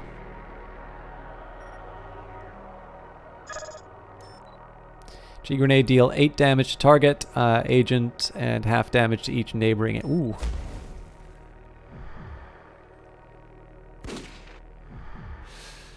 That's... a tough one. I think I'm going to put down the worm, and I think I'm just going to pull up. Hey, nice. Gives me something to block.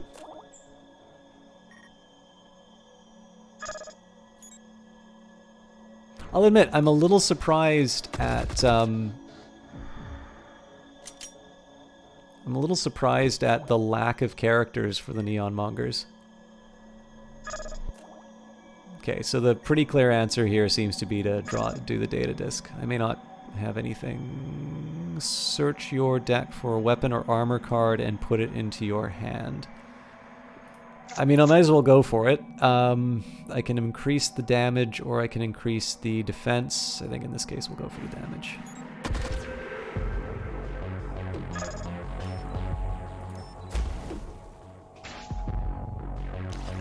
That was unkind.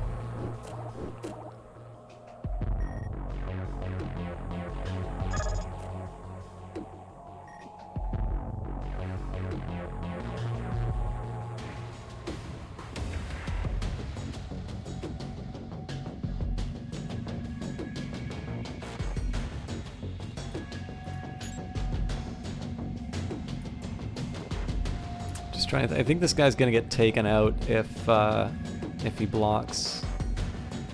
Yeah, I'll put him here instead.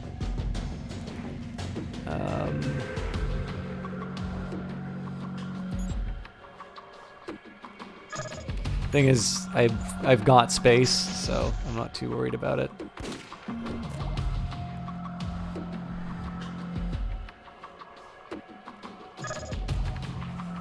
Alright, I don't have enough people, so we'll drop the data disk, and looks like I can afford Zeke, so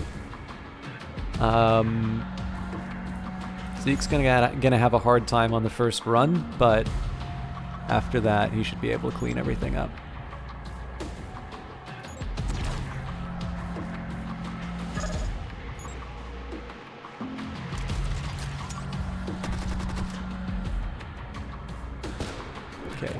Shield now makes life a little more difficult.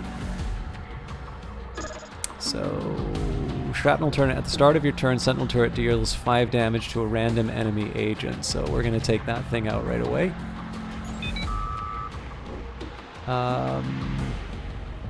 So Zeke's going to take out this guy.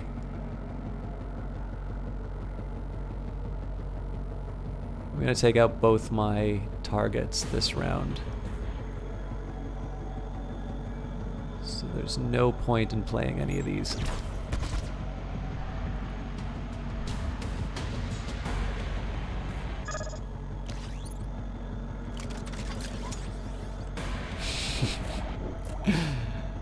Oh boy.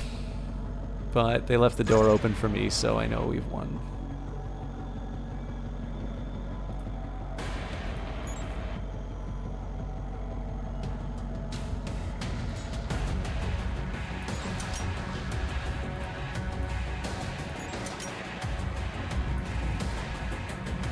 Basically because I can. I could have, I guess, improved the attack, but...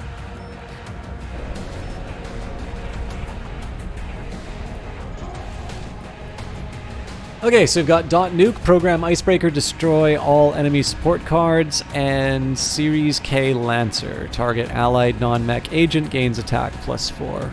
Cool. So a couple of things I'll say about this. Obviously, I've been looking for a replacement for my beloved Android Netrunner. This definitely isn't it, but it's still enjoyable for what it is. I think one of the things that's kind of interesting about it is, obviously Hearthstone has the benefit of sort of like nice little animations and a really interactive board and all of that. So I think what some of you may be noticing is where the game has some difficulties in terms of compelling you with its trailer. But that doesn't mean that there isn't a fun little card game in it. Now the thing is that I'm not in a particularly good position to evaluate one card game versus another. Like I said, the deck building elements are usually kind of hard for me to get a grasp of, and you know, it's not something that I'm normally accustomed to playing, but I don't know. I'm having a decent time with this. Like, I kind of like how it is. Trying to think of the right way to term it. I like its accessibility at the start. I think the art style is attractive. And it's, you know, like, the story hasn't exactly floored me with any revelation yet, but it's also kind of the start. So there is I think it's done a fairly decent job of sort of saying is like, hey, you want to play around with like a, you know, it's a nice art style to sort of justify this, this idea of sort of performing a mission, and playing all of these elements in concert. Like, I think the thing that sort of interests me is that even though I'm not very good at planning out in terms of these games, like I do have a game plan that I've been able to sort of slightly adjust based on the circumstances that I'm finding myself in. And I sort of have the impression that once I want to start pushing out the boat a little bit more in terms of customization, that there's some interesting combos that I can set up. So, Jinx. Hey, Outshot, long time no see. Good to see you, Jinx. What can I do for you? You've worked with Turner, right? Well, he's hooked up a new client, some rich corporate exec looking to fuck over a rival, willing to spend serious cred to make it happen, too. So Turner's looking for a crew. I've already signed on. Thought I'd see if you were interested. Interesting. Any idea what the run's about? Not yet. Turner will brief us once his crew's assembled. So you in? Yeah, I'm in. Great. I'll tell Turner you're in. He'll get in contact. Gonna be fun working together again, Hotshot. See you soon. Just bear with me a quick second here, guys. I'm double checking my messages and such. Okay, I think we're going to go back to the story. As much as I want to do... so it turns out this Neon Monger stuff is actually... it's a little bit longer. So in this case, I think I will keep trying the... Actually, you know what I should do? I should prioritize the highest payoffs, because there is a timer on this thing. 200 for the aggro den. 200... Okay. Oh yeah, so the Neon Monger stuff is absolutely better paying. Neon Monger loiterers. Dr. Advelson believes the Neon Monger gang has stolen his shipment of dimethoxide, a chemical used to manufacture aggro, a dangerous drug. Interrogate Neon Mongers to discover what if they're behind the theft, and if so, where they've stashed the chemical. So same story as before. Okay.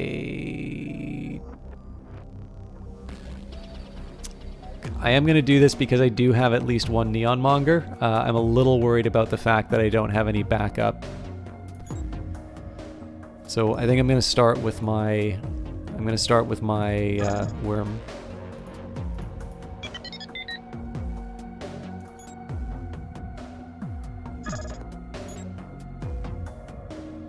So what's this guy's story? T-Pause. These fools won't know what hit him. Firepower 2, direct damage, event cards, and event abilities deal +2 damage. That is a bit frightening, to be honest.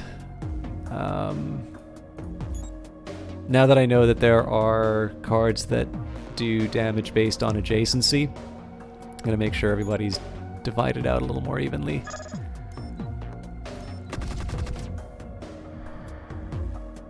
I probably should have just taken this guy out.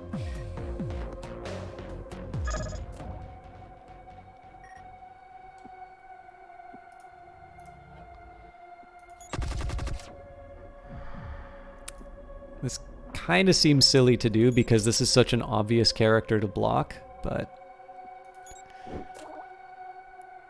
certainly not going to complain about getting some free ops. Yeah, there's no surprise there. So, Rutger, the professional, start of your turn, Rutger deals 3 damage to a random enemy agent.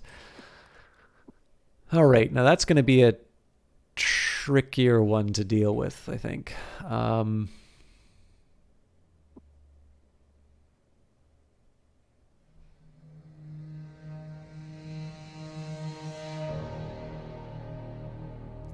So normally I would have want to put down Jinx.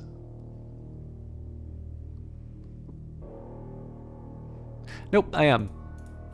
My reasoning here is going to be I'm going to replace the Neon Monger with the Bounty Hunter so that I can get extra credits.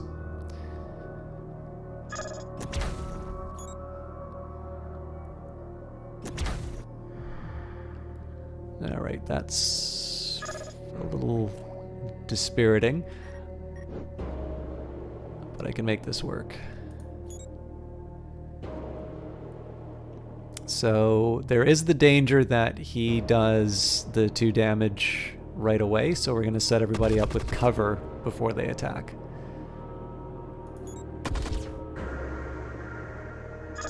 Even though that means that she's going to take some heavier damage. Okay, what's her story? Ooh. He didn't attack. Okay. Jessica Razor comes into play, your opponent draws a card. Yeah, I wasn't even thinking about that, so... Bounty Hunter is... Hendrix, 6 feet of pure muscle and raw aggression. You know what? Let's just go for it. Obviously I'm going to take some heavy damage, but...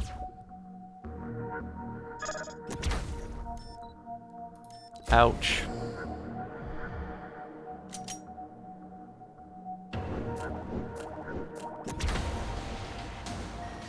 It's definitely not how I wanted that to go. So let's say...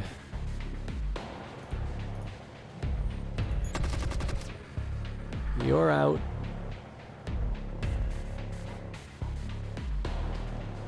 I kind of want to mitigate the damage, so we'll put this guy up for a block, and I want to lock in as much security as I can. So he's going to take this guy out. Do I want to cripple? No, this guy actually doesn't do enough damage for me to want to cripple him. And I'm not going to do the battle plan because there's no real advantage to me boosting the damage this round.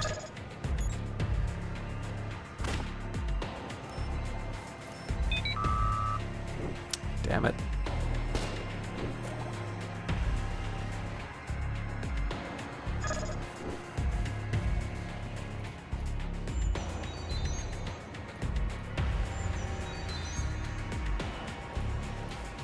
So in this case I am going to clear him.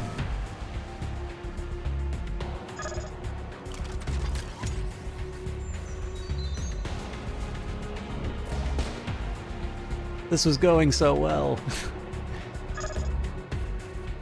I'm going to save this one.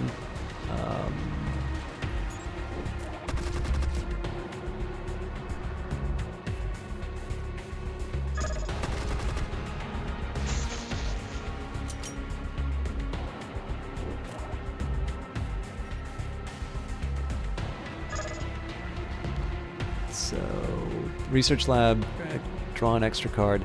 I kind of need to deal with this turret, though. Or no, I don't, because I'm going to win one way or the other.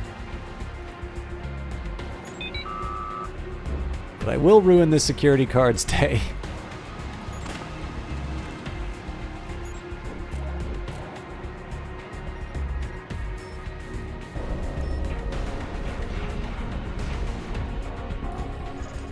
Okay, so we have got another Series D Blaster and another Myrmidon. Again, I've not equipped these guys just because in terms of the cost relative to the other cards that I can get, I can't quite justify it. This might change as I learn a little bit more. Again, I'm going to keep doing these 200 credit. I think what I'm going to do is I'm going to determine which mission I take based on the credits. So my standard jobs, the ones that I started off with, are not quite worth what they're worth, or not worth the compared to the not worth it compared to the other alternatives. And it seems that while it's always a little nail biting with the Neon Mongers, I'm kind of able to get through it in the end. And I'm okay with this starting hand because I basically have 2 rounds of protection and then we get to drop Jinx. And I really do like my worm, so they redrew twice. So, as usual, we put down the worm. The other reason is, it looks like the AI has been pretty good at counteracting the worms, so the earlier I put them down, the happier I am. Alright, now that's a little unlucky. I could do hacker versus hacker, but in this case, I think we'll get a security guard to put him in his place. I hate you.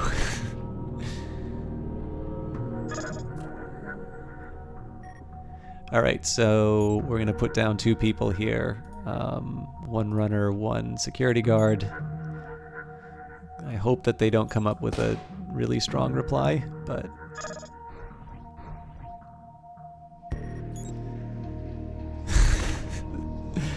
Fair enough. Alright, now this is really unfortunate because the whole point was to get this guy dealt with quickly. So I hate to do it, but we are gonna... Well, no, in this case I am gonna put Jinx down, but I'm probably gonna blow one of the open fire cards on them.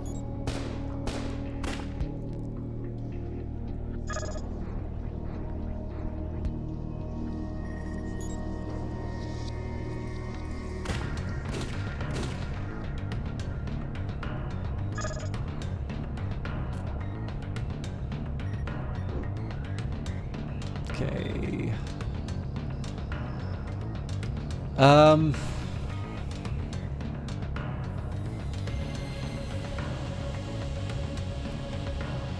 Trying to think of the best way to stop the bleeding.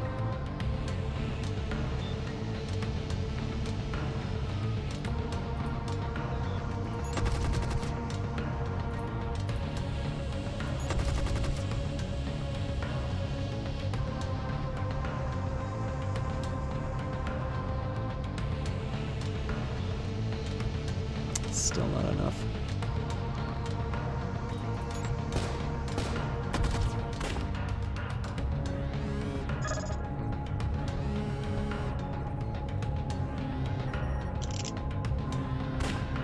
Jesus.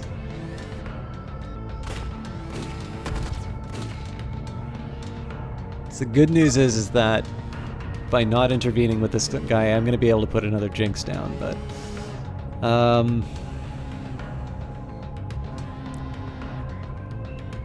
they just oh, that sucks.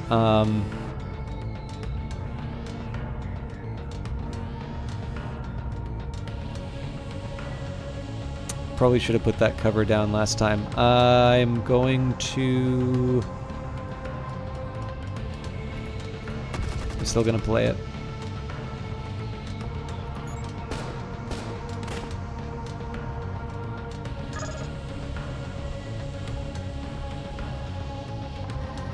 I do have an idea about how I'll get this to work, but... Well, at least I didn't put it on my worm, but...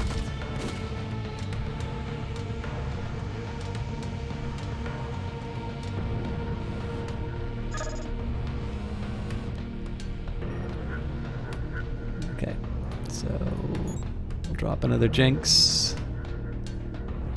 I'm gonna be patient. I just need to make sure. So they'll be up to 34, 36, 30. Yeah, I'm fine.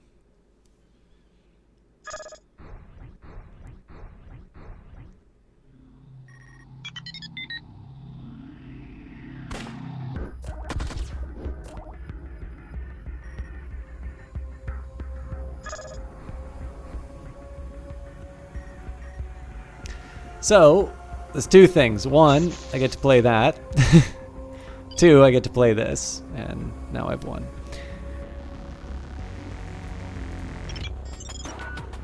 But naturally, I'll get my revenge.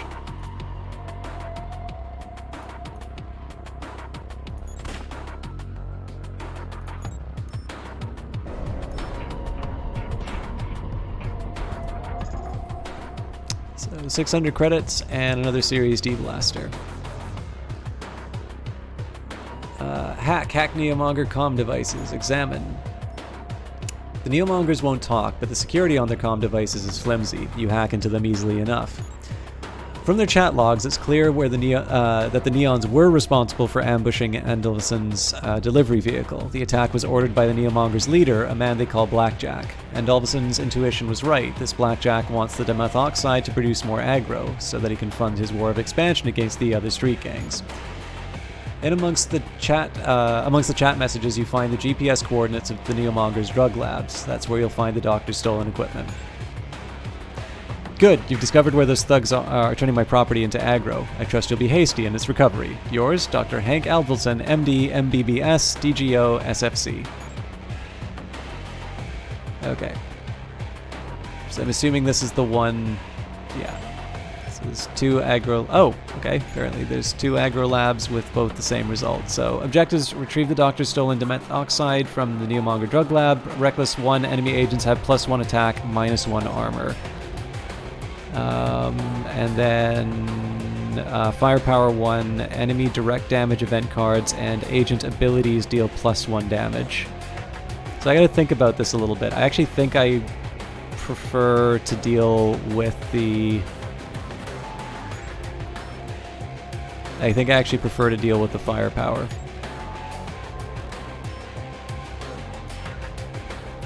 Alright, what are we looking at here?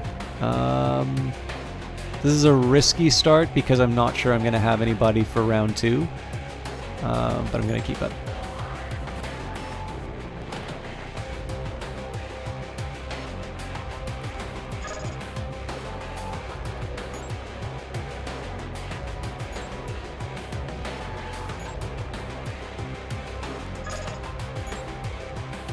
Okay, well at least I get a card.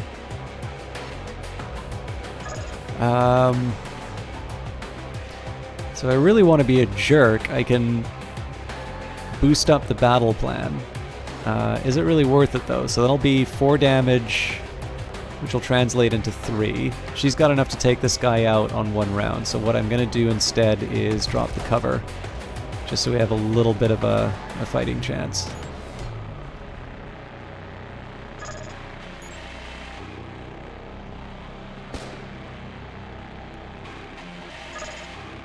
Okay, it's not my smartest move, but... Well, hang on. So it does 3 damage, she's got 4 health. So I could do the battle plan. Doesn't really make sense, though. Well, no, it makes sense because I'm putting Jinx down next turn, but we'll see how it goes. Alright, well this guy's gonna ruin my day. Oh, Jesus Christ. Random, right, this is the random enemy agent one, so this actually hurts pretty bad. So, okay, normally I'd want to put down Jinx for the hacking. What's the maximum amount of damage I can do on this guy, though? So we can add another 2.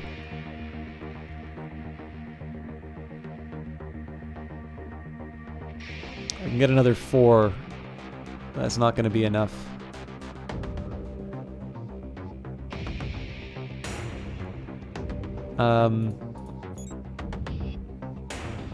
So yeah, I'll start with this, but I may wind up regretting it.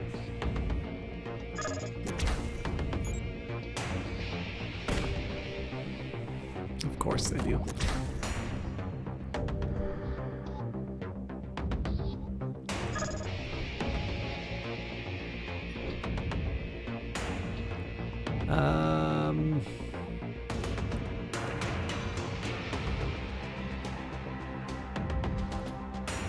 Gonna put it on another Jinx in this case, I think.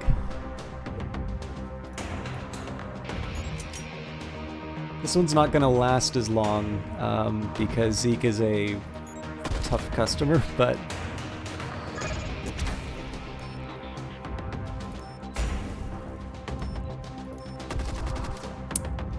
that's vicious. So my priority is going to be to put Hendrix against this guy.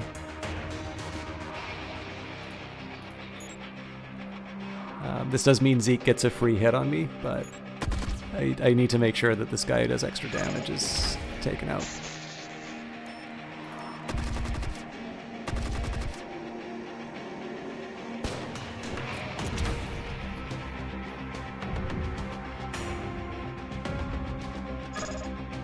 Okay, revenge. I'm thinking Neomonger here, something with armor for Zeke. So that's going to be a total of 3. Oh, I can actually put everybody down, so...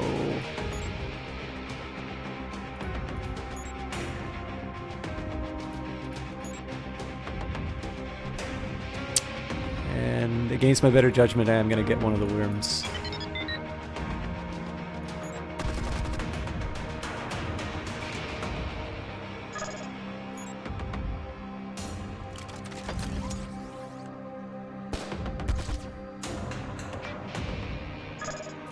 So, there's a couple of nice things that I get to do here. Number 1, I get to hit them for a lot. Next up, I've got... Okay, so I'm going to put both of these down to maximize the damage. And now I have a choice.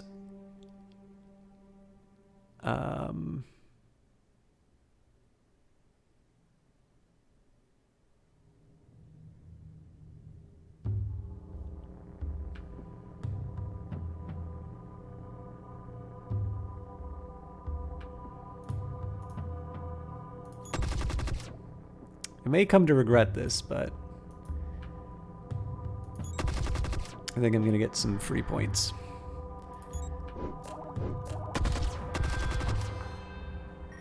So I'm not too worried about the Zeke hitting this thing because this is designed to be taking hits. Well, except when that happens.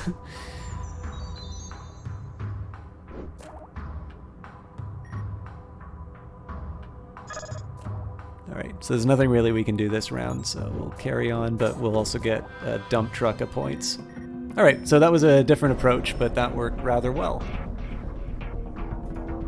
And presumably that worked better than if all of the agents that we were up against had sort of bonuses. So, the second Hendrix and 1,500 credits. Incoming call from Turner. Good to see you again, my friend. It's been too long. Jinx told you I'd called? She did, yes. To business. Jinx filled you in on the basics. A client has approached me about a matter requiring both skill and discretion. The corporate world is a cutthroat one. You have to play the game if you want to rise to the top. My client is looking for a competitive edge. There, a knife makes a great competitive edge. Turner's mouth quirks to an amused smile. There are countries where you'd be shot for that, a pun that atrocious. Joking aside, corporates usually prefer to keep their hands clean. So to start, our goal is to simply look for leverage to keep their hands clean. Sorry, 1 second here. So to start, our goal is simply to look for leverage, something our client can use against his rival, an Amtech executive by the name of Nathan Talbot. And then, as I said, that's just a start. Once we've found this Talbot's weakness, then we exploit it, ruthlessly, until our client has what he wants. That's why I assembled a team. Alright, fair enough. So where do we start? Jinx has already done some of the groundwork. She's identified a number of secure data services that Talbot makes use of. We're going after those. I prepared a brief. Targets will be split between yourself and Jinx. We're both well suited for this type of work. The other member of our little team, well, I'll introduce you when his particular skill set is required.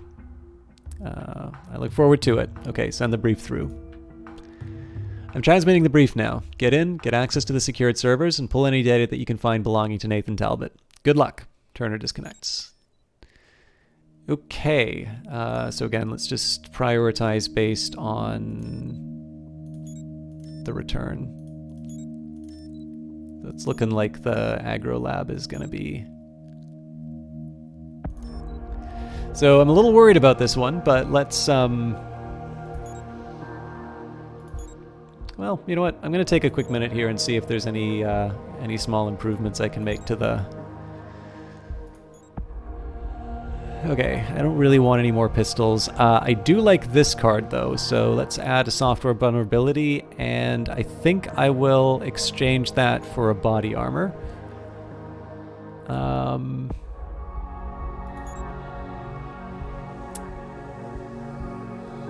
Cyberware Junkie makes sense to keep over Zeke because the Cyberware Junkie will get me programs that can do terrible things to my opponent. Just trying to think if Artemis after seeing what the AI has done to me, does it make sense for me to have Artemis instead of Zeke or Artemis instead of the Electronet? I think I am going to hang on to it. And apparently the only level 6 character that I've had in here before has been Hendrix. So I suppose the question here is, do I want to replace Andrew Rickson or anything like that? The answer is no. I definitely don't want to get rid of Jinx in exchange for a better firearm. Yeah, I think I'm gonna live with this setup.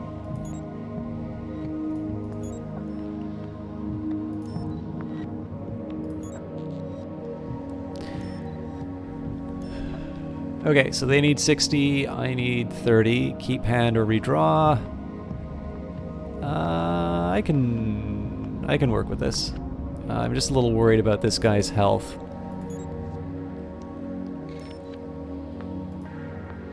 Okay, but they play first, so I'm actually in a slightly better state than...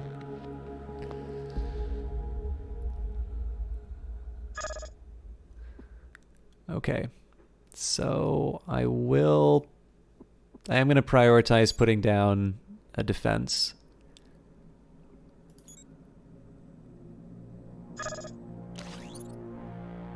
Jesus Christ. Okay, so you're out. He's in.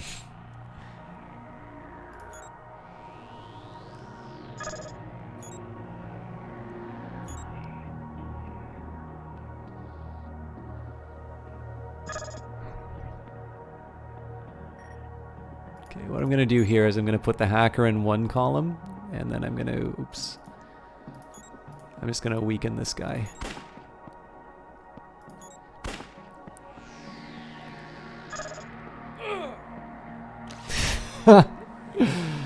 Oh, God.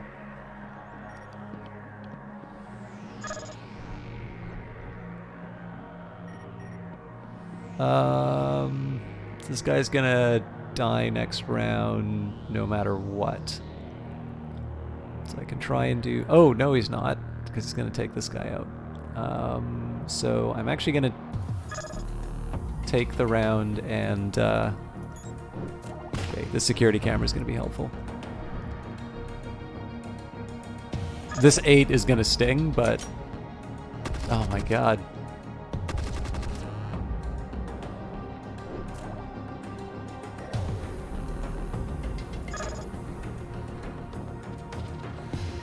Okay, so Andrew Rickson.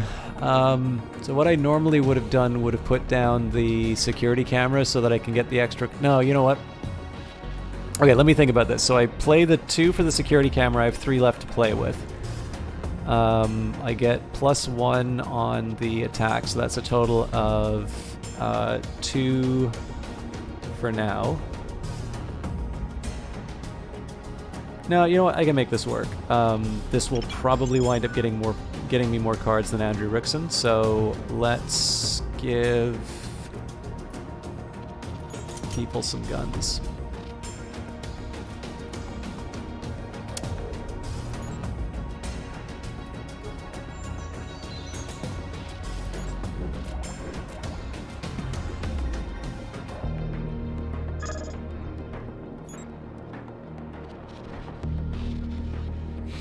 What the hell did that do?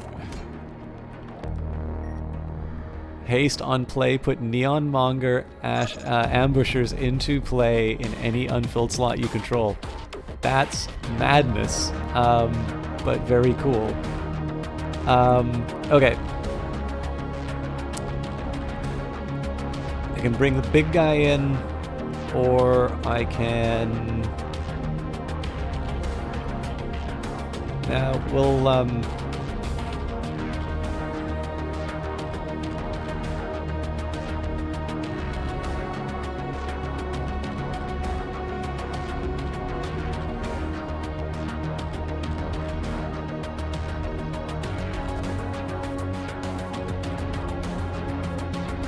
kind of need to deal with this problem I've got right now, so... And...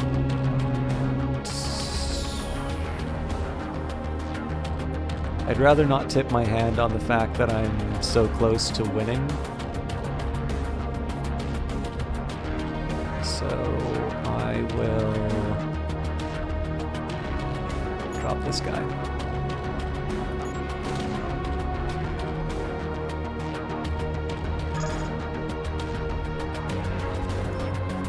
SystemCrash, return all agents and support cards to their controller's hands, gain 3 credits. So that just got him some time. Oh my god. That's a really good combo.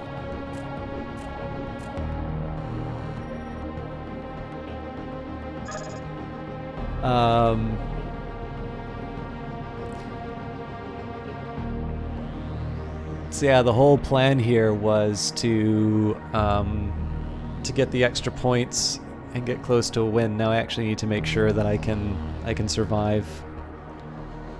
Okay, so let's start by taking this guy out. Next thing I'm going to do is put my low-cost characters down first, especially my hackers. So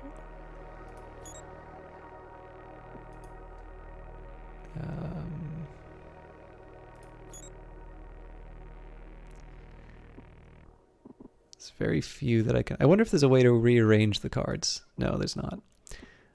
So I think there's only one character I can put down properly. Yeah. But that does give me access to a cool new program, so I'll get my other worm.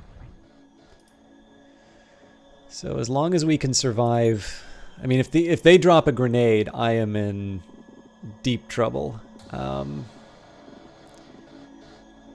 this case, I'm going to ditch the cover.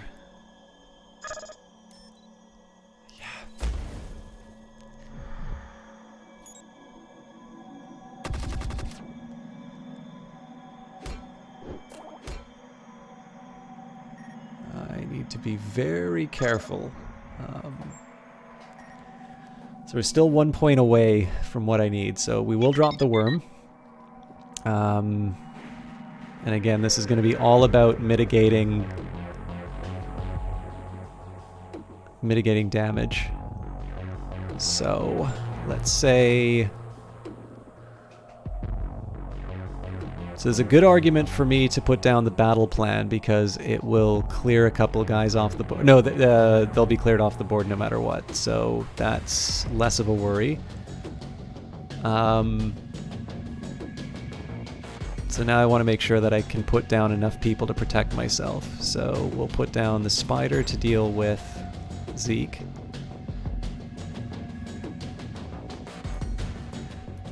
See, the problem with this, yeah, I'm not going to do this because he's going to give me 2 extra cards when I have 1, 2, 3, 4, 5, 6, 7, 8, 9. So instead we're going to put her down to clear things up. Now the thing I'm most worried about here is if they do 6 damage to one of these characters, that puts them into a position where they're going to be able to get some extra points. Okay, looks like they didn't take anybody off my board, so now I'm in perfect shape to win with this card. That card is basically my go-to for everything.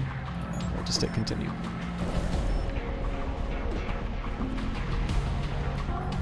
Okay, neat. I think I'm getting the hang of this. So another software vulnerability. I think I can only have 2 though. And Metrosec Blockade. Law agents you control gain +2 armor. That's a neat one. I just don't think I have enough law agents to make it worthwhile. Dr. Advelson.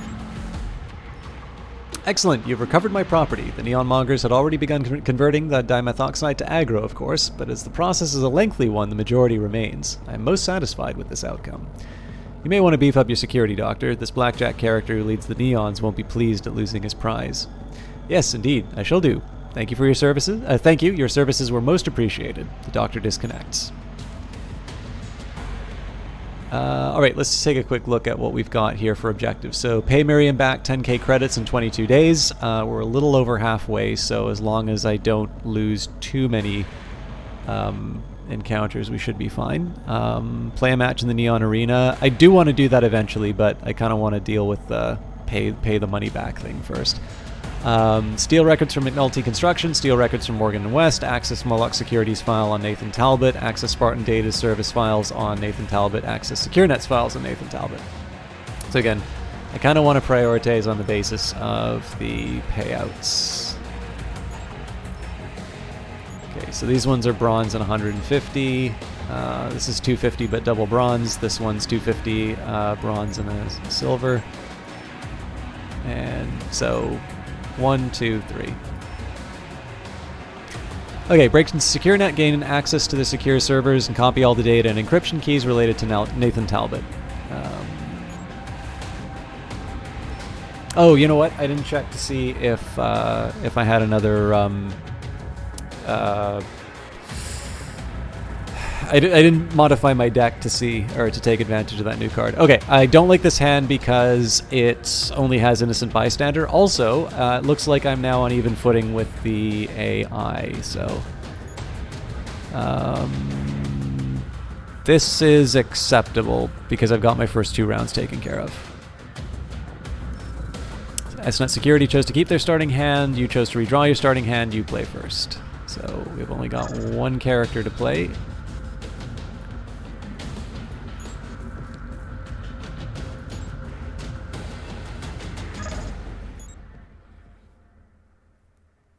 Okay, so they'll get a couple of rounds of free points. I will do the same.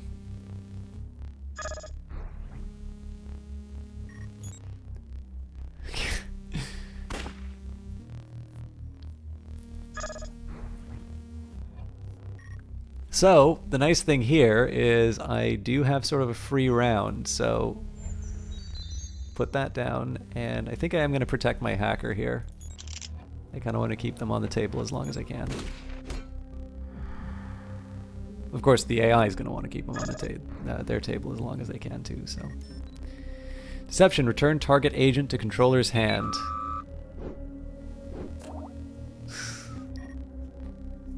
That's mean.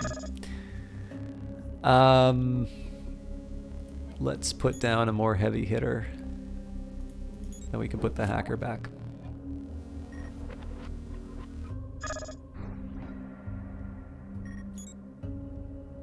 So they are kind of pulling ahead a little bit, but I am reasonably confident in my ability to drop these two at an inconvenient time. So let's say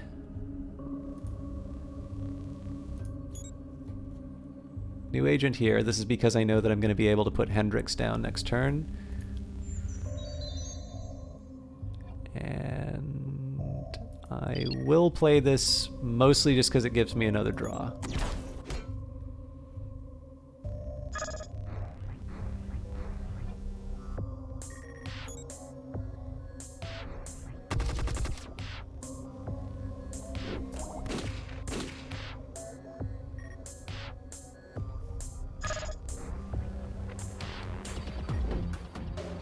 Okay, here we will clear. Dude, this guy dies before anything. Yeah, that's fine. Only thing is I don't have a replacement for him.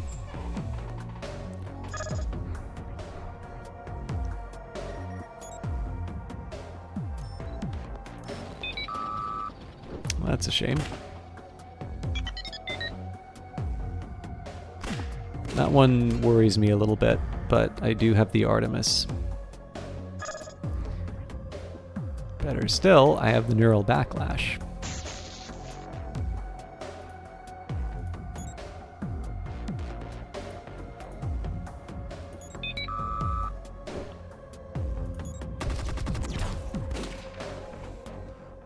So yeah, it's a little annoying that they still have these hackers up, but I'm in a slightly better position than I was. They're using all my favorite tactics against me. Okay, so I can't play the Lawman. I'm sure she'll be going away soon, though. Let's start with one of these. Is there anybody I want to protect right now? Not really. I might do this for Jinx, but... Switch your weapon for a weapon or armor. Okay, it's not a lot that's great in there, but at least lets me switch it out. I think I'm going to save the pistol for next round, just because I don't know who I want to give that bonus to. And I'm in this rather odd situation. Actually, you know what? I'm just going to get the extra right now.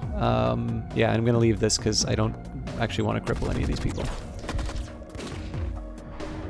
So the drawback with firing off those two, you get 5 points right away, is I don't have them in my deck anymore, which means I can't do any sort of surprise I win moves.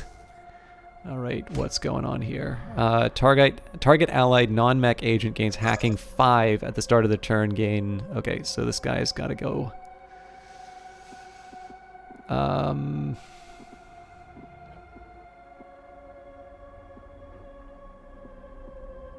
He hits reasonably hard.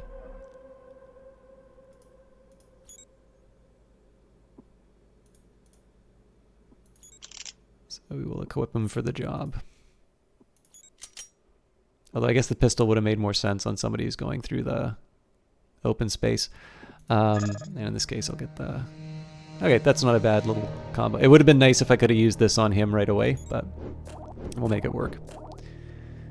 Obviously, that was a nice round in terms of getting some loot. So even though they get 9 points out of this, okay, well, again, they're going to do my favorite tricks against me.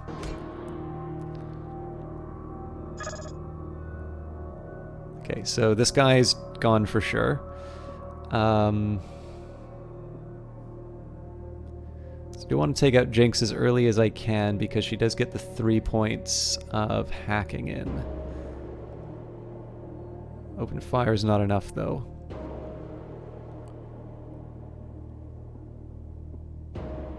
Okay, so I don't have any options there. I will save the open fire just because it doesn't do what I... Actually, I'm saving all of these, so...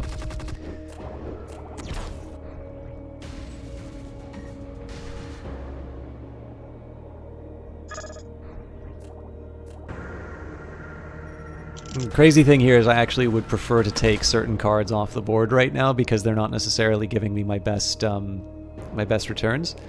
But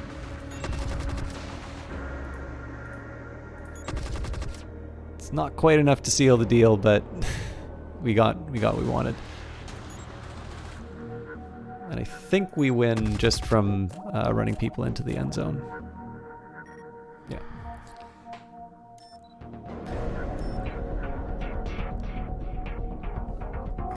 Okay, I'm curious, does anybody have any opinions about this game? Again, part of the reason why I'm doing... I mean, one, I'm interested in just trying the game out. I'm having a decent time with it, but I'm specifically doing it this week because it is currently on sale. So for those of you who want to pick up the game, you can buy it on Steam. There's the link there. That's not like an affiliate link or anything. I don't think Steam has those.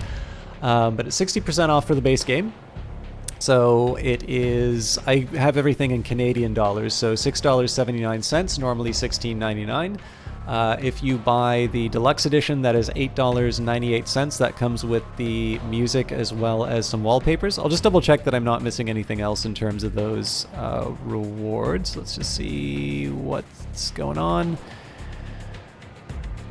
Deluxe edition content is, yeah, soundtrack and high-res wallpapers. So if you like the art style of the game, and who doesn't like some old-fashioned William Gibson or Jeff Cronenweith, or no, Jordan Cronenweith. Let me just double check that.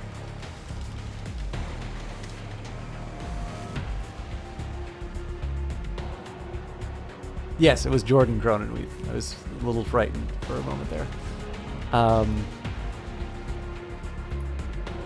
But who doesn't like that style?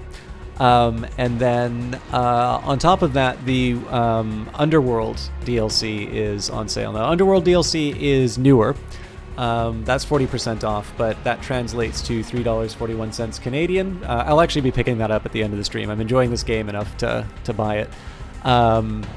And normally it's $5.69. So it looks interesting. You've never heard of it before. Yeah. So Anox, at the start of the stream, I sort of explained my background with it. So if you check out that page, again, I don't mean to knock the game, but obviously when I saw that trailer, like, I saw an interesting art style, and the gameplay sort of seemed to be cards moving up and down. Like, you've sort of seen how the action happens in the game, and of course this is a problem that card games have, is they don't necessarily give you this big visual hook to say, you know, this is this amazing thing that you pull off. But what I have enjoyed is how I'm sort of thinking a little bit about the cards and how I'm going to get around the problems. One thing I like a lot is that the game very quick. Now, this just might be because I'm bad at card games, but I really like how the game got it to a point where the matches were actually quite close pretty soon after the tutorial. So I'm feeling reasonably challenged, but not at a point where I'm sort of like, oh, this thing is too mysterious to me. So my initial interest was that it might be a replacement for Android Netrunner for me. It doesn't seem to be that. But it's definitely a game that I've been having I've been having a good time with, and the reason why I wanted to play it, in addition to the fact that it's on sale, is because the trailer didn't really overwhelm me, and then I read the developer's sort of account of, you know, what they did to get it made and sort of what their ambitions as a game designer are. I was really intrigued. I was like, wow, so this is a game where I kind of looked and I said, maybe when it goes on sale at some point, and never got back to it. I'm like, I really should look at this thing and I should share it with people, and specifically share the story that the developer shared, especially because in February of next year, it looks like there's going to be a sort of a second card game that they do, and it's going to be a little bit more sort of Lovecraft theme, which I know is a little bit more along the lines of what people who normally watch me like. So I thought it was a nice little opportunity to, one, connect people with a game that I was interested in, and I thought, why not play it for the first time on stream? And number two, I thought I'd share a little bit of the background and the fact that, you know, because I was sitting down for what ultimately is about just a $10 discount, which is, it's not nothing, but like, I remember yesterday at Dirty Rectangles, like I had $10 on me and I didn't think twice about chipping in for their new projector that way. So like, I'm at a state in my life where like $10 is not a big deal. It's something that kind of on a whim I can support a thing that I was doing. So just thinking like that amount was enough for me to sort of say, yeah, you know what, I'll kick in for the new projector. And yet multiply that over the number of people who might potentially have bought the game. That's obviously a lot of money to the developer there. So in this particular case, I wanted to try and encourage people to say, it's like, if you were on the fence about this, or if you've never heard about it and it seems like it's your kind of thing, now's a great time to get it, and do my penance for not checking out something I would have enjoyed earlier. But of course the loss is mine, because I haven't been able to experience SystemCrash and share it with all of you. Okay, so we've got another body armor. I don't use this too much. Metrotech Tac Squad Law, so +1 attack, +1 armor for every allied law or mech agent in play. So this is neat. I actually kind of see myself being able to build a law deck around this, because I've got a couple of cards like this now. I'm not going to. I'm not actually brave enough to properly build a new like a brand new deck. But I will take the opportunity to, or I'll take a minute maybe. I might maybe do this on my own time. But I'll start experimenting with sort of different themes for games, or for decks. Okay, break into Moloch Security Services. Gain access to their secure servers and copy all data and encryption keys related to Nathan Talbot. 250 credits, 2 special cards, 1 bronze, 1 silver. Incidentally, guys, I've probably got about another 40 minutes in the game here. I do need to go to bed. It's actually been it's been a bit of a rough week at work, so I'm trying to make sure that I keep on a kind of an even keel. So if any of you do have any questions about the game, or just otherwise want to make any comments or have your views known, feel free to mention them. I'm definitely happy to talk about what I think about the game. But just keep in mind, we're probably getting into the home stretch, and I don't want people to miss out on a chance to connect with something that they might find interesting. Okay, so I hate the idea of starting out the gate with an innocent bystander, so we're gonna redraw. This is worse.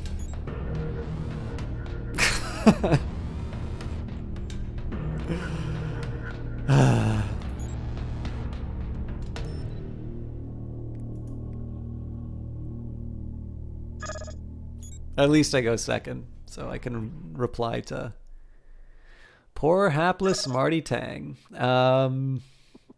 Yeah, we'll stop the damage.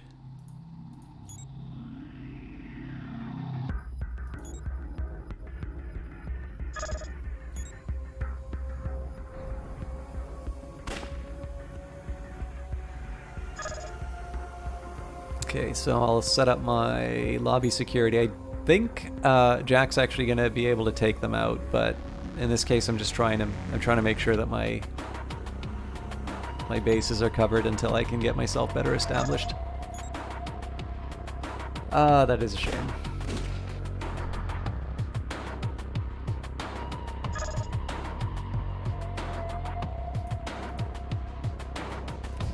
So I'm putting the mech on this guy because I'm going to put Jinx on the board next round. And I'm going to take the opportunity to put another pistol in my inventory. Ouch.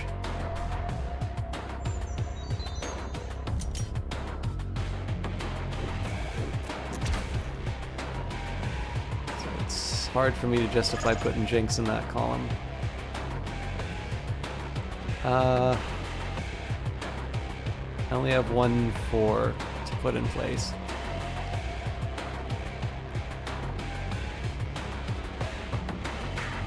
Wow, and this thing hasn't done any damage yet. This thing's gonna die next round. I definitely need to put somebody on the table, so I'll deal with the lesser of two evils.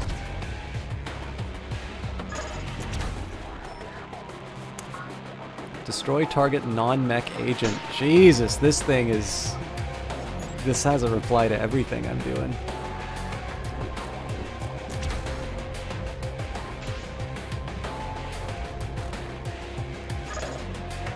Okay, priority number 1, this guy's gotta go. So the question is, can I withstand this much damage on one turn, or do I try and block some of it? I think I can afford against Jack, but this is still going to be a lot that I take in. They're already halfway. Jesus Christ. This is a hard run. I don't think I'm going to be able to make it. Like, I don't have anybody to block any of this. So I can mitigate the damage. I'm going to do this on Zeke because he's going to be on the table longer. Obviously I need to bring more in. I guess I'll put some armor on Jinx, but I'm really just, like, I'm hanging on by my fingernails here.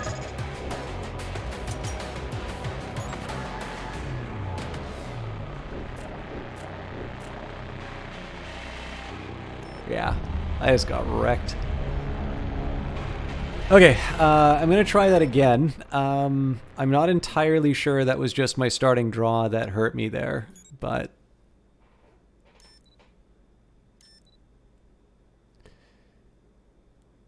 Man, this game hates me now. This I can work with.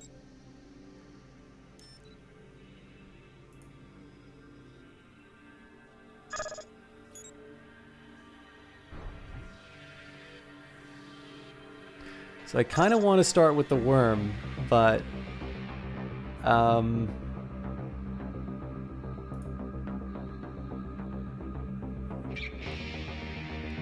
actually going to start with the innocent bystander here.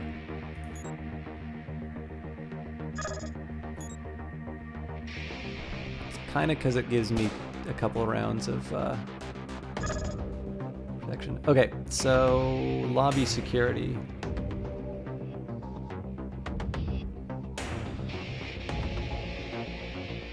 It's a tough call here because I do kind of want to play the worm.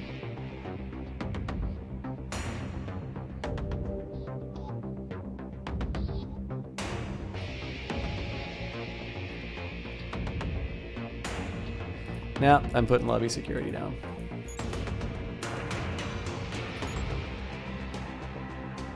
I'm also going to need to come up with a replacement for, you know.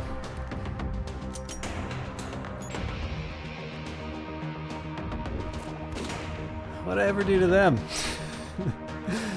Alright,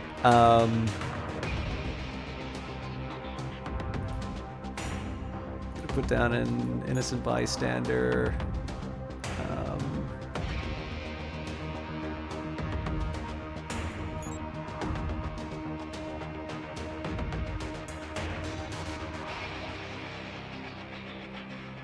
Again, I want to put down the worm, but in this case...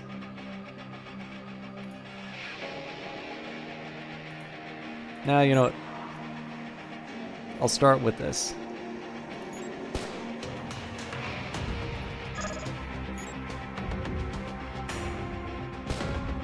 Lethal 7, destroy non-mech agents with 7 or less attack if this card damages them. Well then,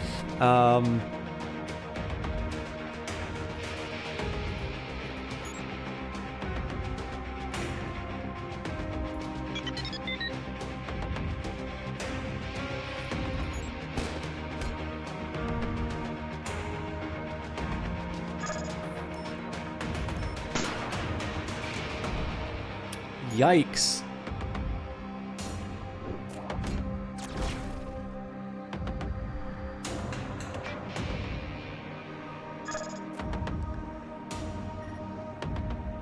Yeah, I look like I'm just outclassed here. Okay, I do want to get my worm. I want to at least blunt her a little bit. I really have nothing else that I can pull on. Well, this will get me a new card at least.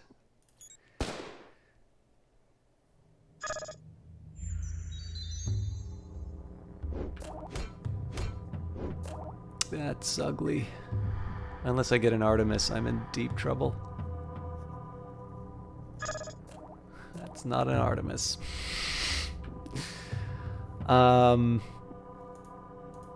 Deal with her.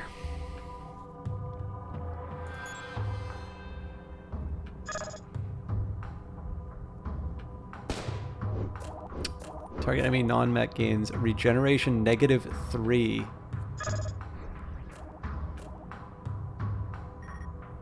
Holy smokes. So he's still gonna take her out. I'm okay with that. I'm gonna hold off on the neural backlash for a little bit. It's tempting because I want to get the card, but I'm gonna ride this out one more round to see if I can get them to put down another support card.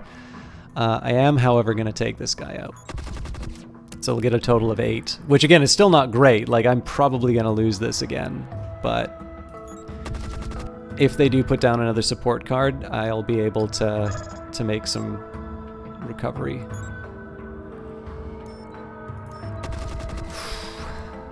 That's ugly.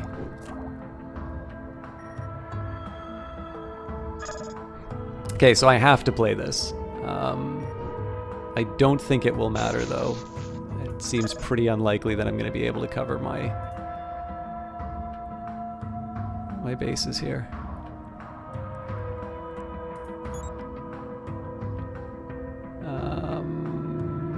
Let's give him some armor for survivability. See what the next turn brings.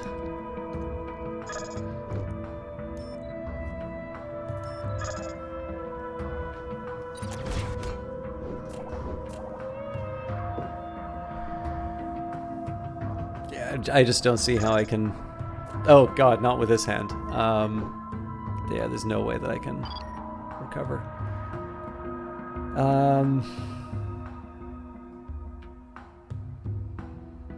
I'll put a brave face on it. I'll at least set this up as if I was...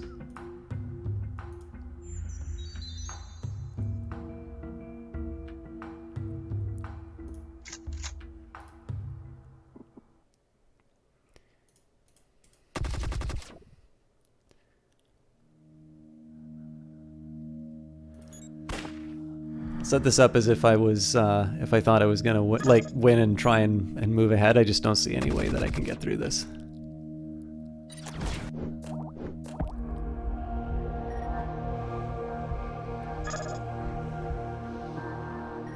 Yeah, that armor's not gonna help me. Alright, well.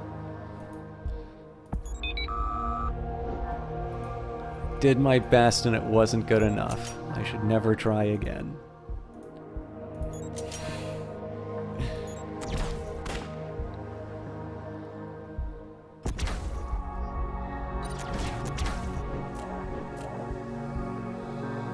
Ah, that's another humiliating defeat. Okay, cool.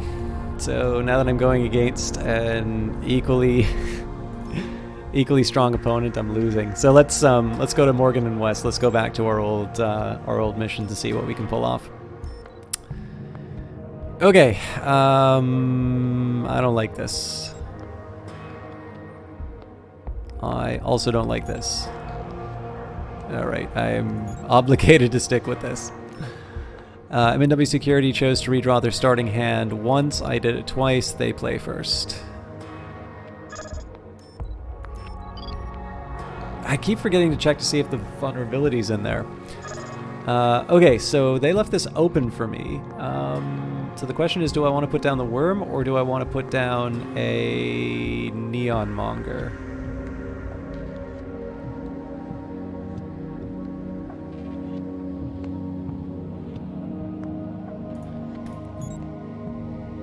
I'm not sure how I feel about that, but I'm going to stick with it.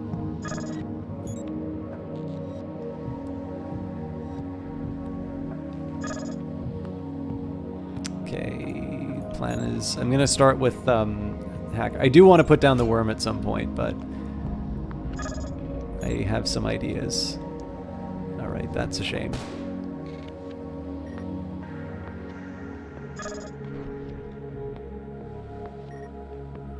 So this guy's gonna die next round. Or sorry, this guy's gonna die when they get their next attack. I don't believe take cover will change that. I do want to do some damage to this character, but that's not gonna count for anything until like, well, hang on. Okay. This is kind of a waste, but this actually gives me a little bit of tempo. Again, my beloved worm has not yet been brought in. Fair. Oh, that's... the combo of taking out someone with open fire and just doing such a large amount of damage to the ops. I don't know why I keep getting caught by that, but I've obviously have not learned my lesson there. Okay, so do I want to redraw or do I want, or sorry, do I want to draw and do nothing else, or do I want to do the worm 49?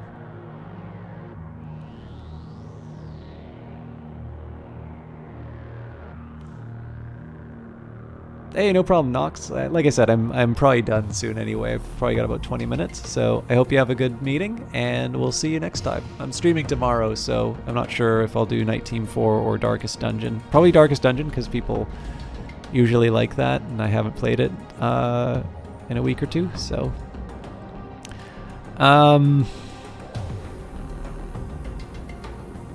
I'm going to do the draw, and that's just because I don't have a lot to do once I drop the worm.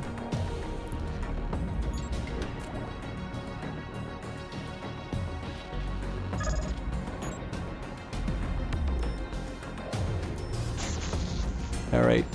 I'm not okay with the fact that they did the neural back... Oh, Jesus, am I going to lose again? So I'm kind of okay. Well, I mean, I still wound up going to 0, so I probably should be less okay, but I didn't want to have too many things on play. Okay, I need to right this ship. So they are getting away with murder. If I put down a neon monger, they're not actually gonna take anything out. Let's put down the basics. And it is... I'm going to put down the security camera in this case.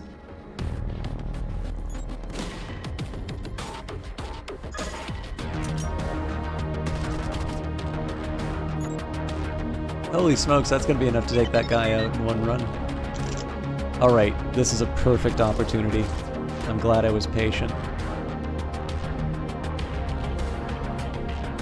So what does this thing do?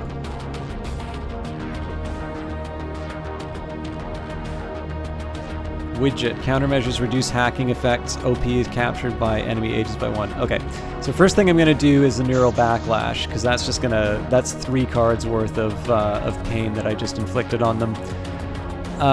We need to get rid of this jackass. So if I play Zeke, I'm not going to be able to do the defense. But Zeke will still be alive. Okay, so we'll put him down here. I am going to drop... Well, if I put the worm down now, that's not going to be as effective. So we'll put down a innocent bystander just to buy myself a little time.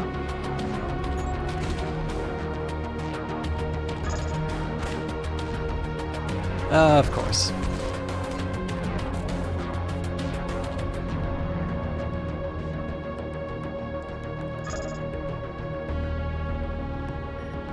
Okay.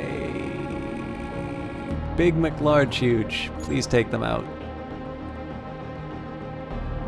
And they have got so much armor.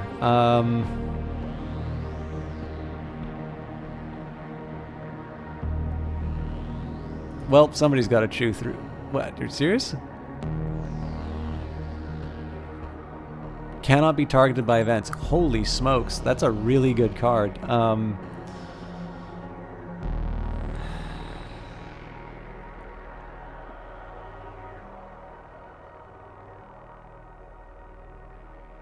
They have the defense, so in this case I'm actually going to take them out this way. This just gets me an extra point. What? Really? That should be a 2 because of their attack.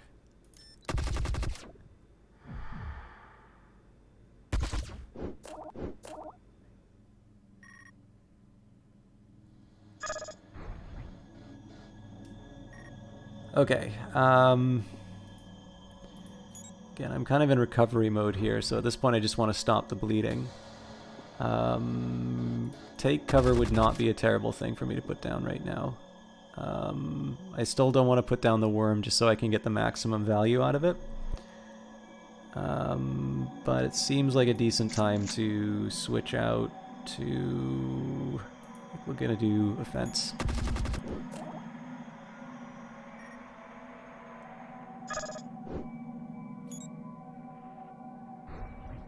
Alright, well obviously this character's still in trouble, but...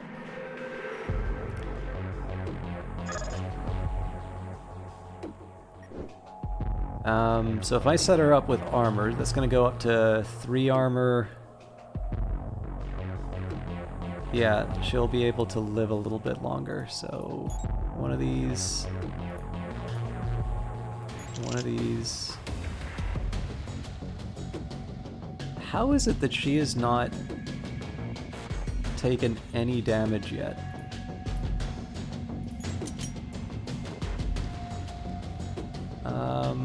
And I'm gonna set everybody up with survivability here.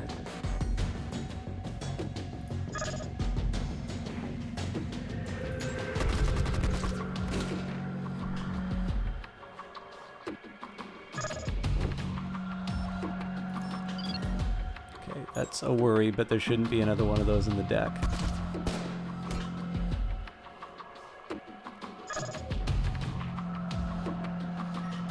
Okay.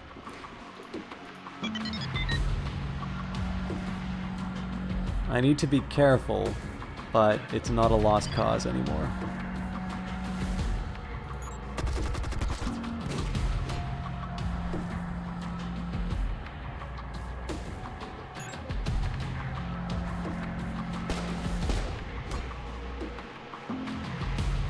That ridiculous armor is actually paying off. Sure, we'll make people even more shooty. This is partly just to make sure that I don't have to give up anything in the discard phase. Of course, if they hit me with that that neural overload card, that's going to be a bad day. But I think we got this now. I don't believe there's anything I can do because it's all characters.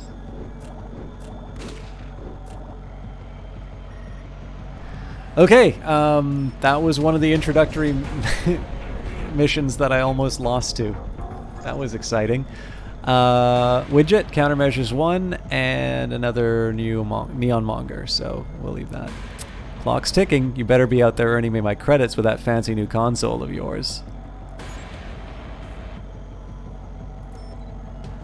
Suddenly I'm not feeling like we can get this in time. Break into McNulty construction offices, gain access to their system, copy any data you can get your hands on. Same story as before. I don't like this hand, so we'll redraw. I also don't like this hand, and this is manageable. They chose to redraw once. I redrew twice, but I go first, so...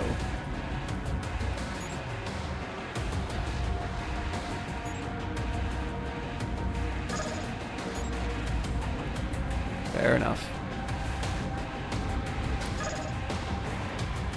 So again, here I just want to get some bodies on the table, and then there's not a lot that I can do here, but I'll get Zeke down next round. And we got number 4, so I basically can put down a character for the rest of the time. I suppose this would be where I'd put down the widget.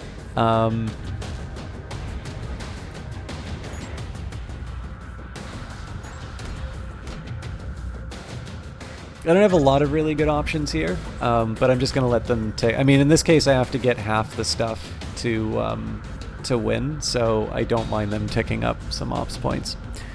Return target agent to controller's hand, and that is... Let's see, okay, so they just severely inconvenienced me. Well, that's fine, because I'll just put Zeke down, and then I'll add Richard, and then... this guy dies, so I get to decide whether or not I want to put Corporal Ashley Wilcox on it.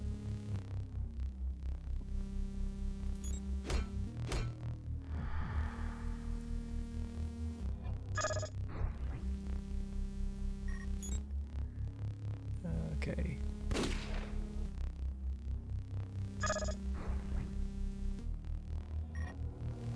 This is timely because I'll be able to use Jinx to replace this character. There might be an argument for me equipping them with a pistol, though. Just takes out an inconvenient character a little sooner. Also, I'll get a nice 2... in this case, I'm going to get 2 extra points for the... running into the center.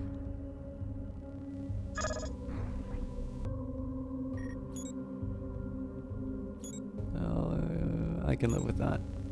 Actually, I can live... This I'm okay with. These make me a little mad. There's not much I can do about it, though. I can boost everyone, but...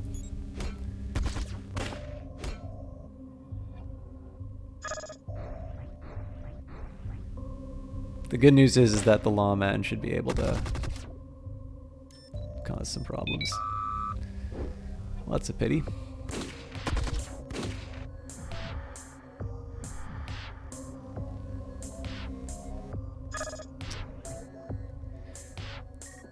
Oh, actually, even better, I can put both characters down.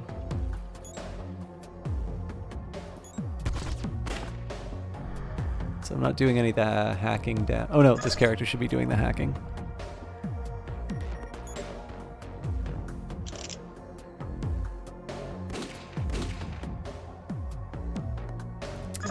That was pretty smart. They're gonna be able to... Oh no, I counter that. So I'll get extra credits for doing that, and I need more cards.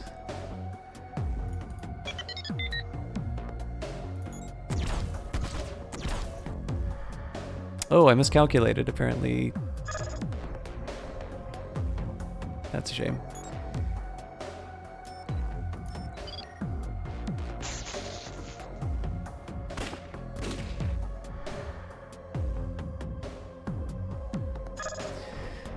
Okay, so here I want to get the hacking point. Well, yeah, I still want to get the hacking points, or op points. I won't play this just because, again, if they have the ability to play the overload or whatever, I don't necessarily win.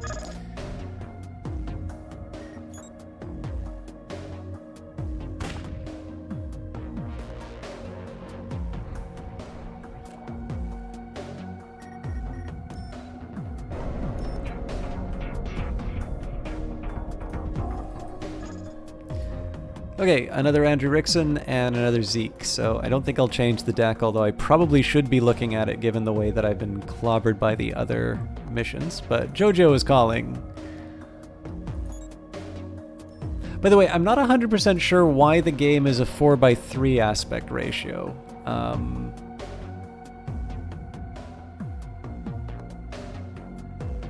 pretty sure I set it to be a full widescreen. And maybe this is just the way that the game's set up. So, all right, based on the data you harvested, we've devised an appropriate strategy for each of our targets. Lay it on me. Start with Morgan and West. Their files show that they've been having union troubles. The mood in their workyards is ugly. I'm sending you 2 programs, one to upload to their email server, another to load into their HR network. And what, pray tell, do these programs do? That's the fun part. The HR program will issue a wave of employee termination notices over the next month. The email worm will accidentally leak internal emails between upper management saying they're going to play hardball with the unions. Fire dissenters. That should be enough to start some fireworks. Jojo laughs. Devious. With the unions uncooperative, they shouldn't have much chance of putting together a real bid. Yeah. All right, what about Carter International? Carter are using a software package with a known vulnerability. Their cybersecurity department is a bunch of fuckwits. You'll need to access a terminal connected to their network, but once you've got that, piece of cake. Upload the virus, Jojo's sending you, and it'll fuck up their transactions database. It will take them ages to figure out what's going on and clean up the mess. If they did submit a bid, the numbers won't add up. City Council won't like that. Not at all. Okay, what about McNulty? That I'm still working on. Got something fun in mind, but it'll take time to put the software together. Got my boy Richard hooking it up for me. For now, concentrate on the other 2. I'll let you know when we're ready to tackle McNulty. Got it. Heading out. Good hunting. Jojo disconnects. Okay. Agitation it is. Agitate the unions by uploading the programs Jojo gave you to Morgan and West. So one thing I just want to double check here. I've got 19 days, so if I make 200 credits a day, I should still be okay. Or should I be? Okay, so if it's 100 credits a day, I'm short. If it's 200 credits a day, I'm okay, so. But anything less than 200, I should be pretty careful. Anyways, this might be the last mission just because I've got about 8 minutes, and this was a special cast. So as much as I love doing extra casts and whatnot, I do need to make sure that I'm taking care of myself. So we will keep this one just because I've got 1 and a handful of 2s. And more importantly, I got somebody who can give me access to my worm.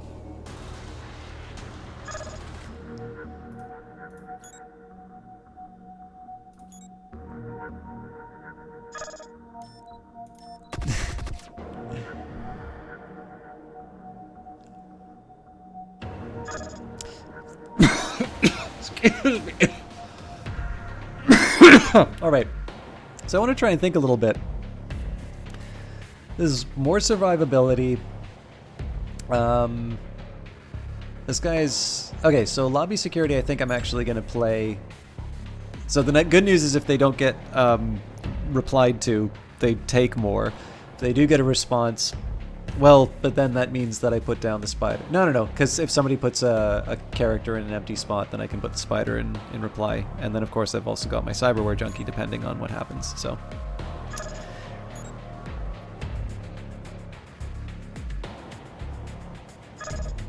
Okay, I will put down the cyberware junkie just so that I can get my worm.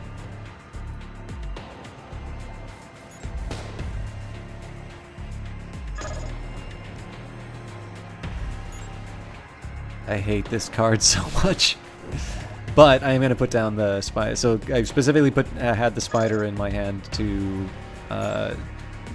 be a reply.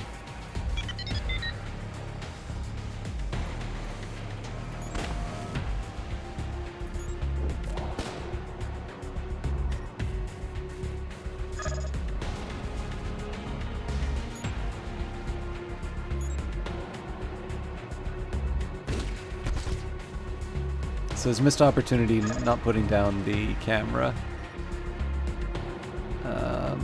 So the question is, what am I going to do about that? Let's say security guard. And now the question is, do I want to put down take cover? Now the drawback here, if they really want to cause trouble, or actually it won't matter because I've not got that enough ops. So I will put down the take cover.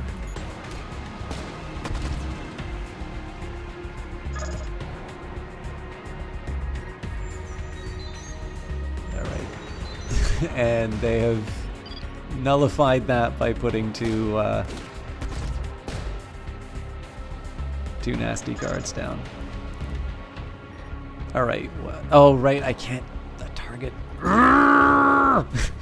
All right. So I'm gonna get myself a little something extra. In this case, I'm gonna draw the extra cards. I don't want to use the assault. I am gonna save the neural backlash. And I think I am going to use one of the... Ooh. God. This is just asking for a neural backlash.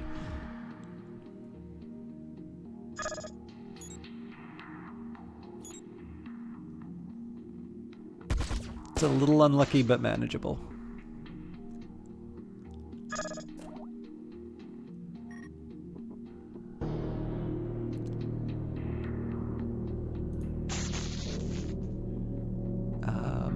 I'm willing to deal with a little vulnerability here. I will buffer with some armor though. And nobody's dying on their side next round, so it would be very foolish for me to put down the security camera. Although...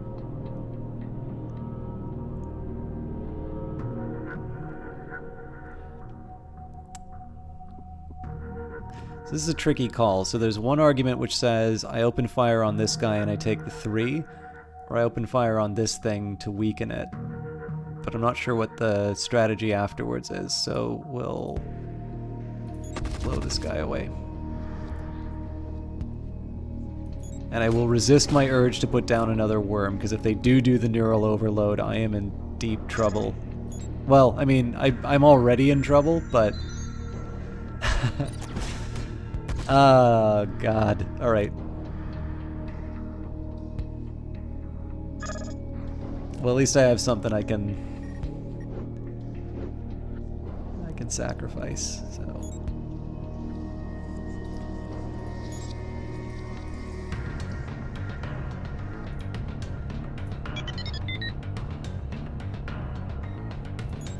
Again, I'm tempted to put down the camera, but it's only going to get me 1 extra card, and that can potentially lose me another 5 points.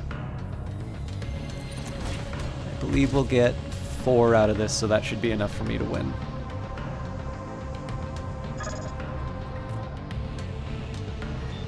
Hooray! Alright. And we got a research... Okay, so research lab actually is not a terrible idea, given the fact that it lets me get through my cards a bit faster. I might want to try and build something around a research lab. And Wendigo, I haven't seen one of these before. Program virus hacking 4 at the start of your turn, gain 4 OP. Okay, I definitely want to see if I can incorporate that into a deck. So, incoming call from Marty. Aw, shit, man, you gotta help me. I'm in deep shit here. Whoa, Marty, calm down. What the fuck's the problem? I'm in jail here, man. The fucking slammer. You're my phone call. My one and only. Jail, Marty, what the fuck did you do? And why are you calling me? I haven't seen you in months. And I like it that way, frankly. Man, I got no one else to call. And you owe me one, man. Remember Bangkok? Remember? Marty saved your life, man. You said you owed me a favor. Well, shit, man. I really need that favor now. Fuck, I did say that, didn't I? You did, man, you did. They got me here on murder. Multiple counts of fucking homicide, man. They're saying I'm an assassin, man. An assassin!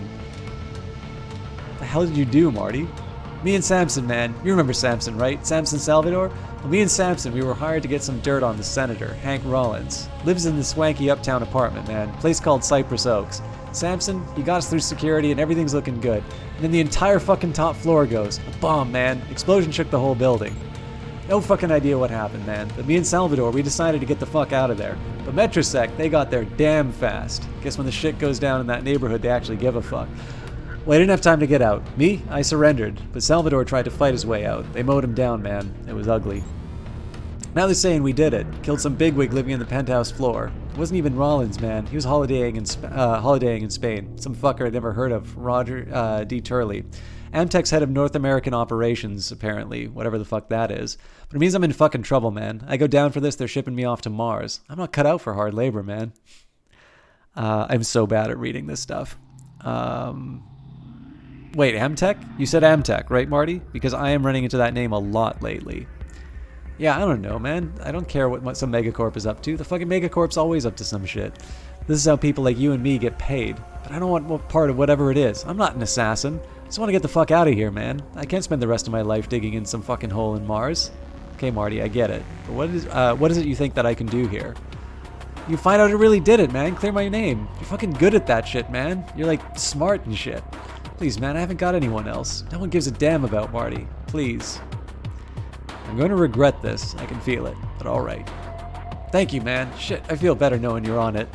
Marty sounds pitifully grateful. The SIU detective they have on this case, Declan, he doesn't want to listen to me, man. None of them do. They all think I did it. They keep telling me I'll go easier on me if I confess. Confess? Fuck, man, you gotta find some evidence or shit. Show them I didn't do it. Get me out of here. I said I'll look, Marty, but no promises. Do you remember anything else? Anything that could help me? No, man, I think I told you everything. I don't know, Jack.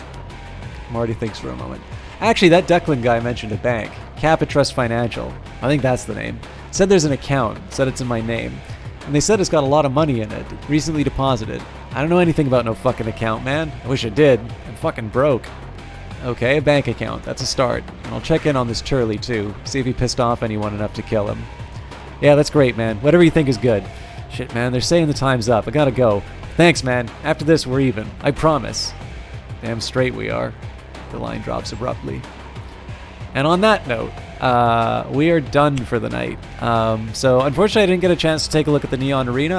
I will definitely try and play this on another night. So I think what I'll do, CIT Viral again. I will probably skip the Spartan data services. I'm sorry, Nero Carey. I'll probably leave Spartan data services for another time because I can't really afford to lose the time on paying back my debt. It was getting so good. I'm sorry, Nero Carey. How long were you watching, by the way? Or did you just come in? Or, but I will just quickly say, again, there's a few reasons why I wanted to share this. Here is the link to the Steam page. So I definitely had a good time with this, and I wish I bought this a lot earlier. Oh, you just came in? Okay. I do encourage you to check out the VOD, because I covered sort of a series of tweets by the developer, and one of the specific reasons why I was playing this. I really enjoyed this, and I think, again, I was very unfair to the game based on looking on the trailer. And the drawback, of course, is that seeing cards sort of shift up, you know, as an action doesn't really kind of communicate the... It really doesn't communicate the, like the thought process and all of that. So again, like, it's completely my fault that I didn't pay attention to it. But one, you don't have to make the same mistake I did. The game is at a very good discount right now. Again, Canadian at $6.79. That's 60% off. If you want to get the deluxe edition, you can add another $2 to that. And if you want to buy Underworld, it's $3.41 now. But more importantly, if you don't think you're ready to spend money on this, I did not know there is a demo. And I think if I had played the demo, I probably would have picked this up on my own. So the developer is now broken even on SystemCrash, and they're kind of relying on making money on this thing to kind of keep them going ahead. I believe they're 75% of the way to recouping the investment on Underworld, and I am going to be picking up Underworld for sure. The deal is going to be going until September 23rd. You can add it to your wish list if you want a reminder. Add it to a wish list if you're interested but haven't picked it up yet. And if you haven't been convinced about downloading the game, want to try it for yourself, there is a demo which I probably would have bought had I played. But I do encourage you to check it out. Again, this isn't a press key. This is just me, doing my little bit to check out a game that I thought would be interesting, and especially because I got to learn a little bit about the background of the game. I wanted to talk about how I overlooked it and how, as it turns out, it's something that I really enjoyed. And I hope you guys like it too, because I would certainly be interested in playing the game on stream in future. But I do need to go to bed. I'm actually a bit later than I wanted to be, but that's fine. I will say, however, that we have got the legendary Johnny Big Time. And yes, I haven't played Cyberpunk. Nice holdover for Cyberpunk 2077.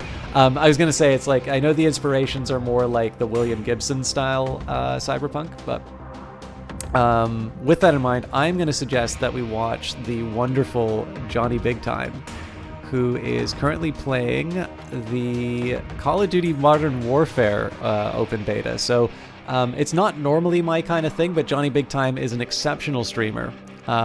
So I will... I used to live in Vancouver, actually, which is where Gibson came from. But anyways, I'm gonna shut up, and I'm going to send you to Johnny Big Time. Please treat him well. Feel free to leave the raid message. We're tired of SystemChalk. Heard this place was better. He is a wonderful broadcaster. If you're not following him already, I do encourage you to do so, because he is very active, very friendly, and a remarkably charismatic streamer. So anyways, guys, have a lovely evening. I'll see you tomorrow, probably with Darkest Dungeon. No promises until I hit the start streaming button. And please do check out SystemCrash. It's a really, really fun little indie, and I know it will make all the difference to buy a copy of this game and tell your friends about it. So have a good one, and we'll see you next time.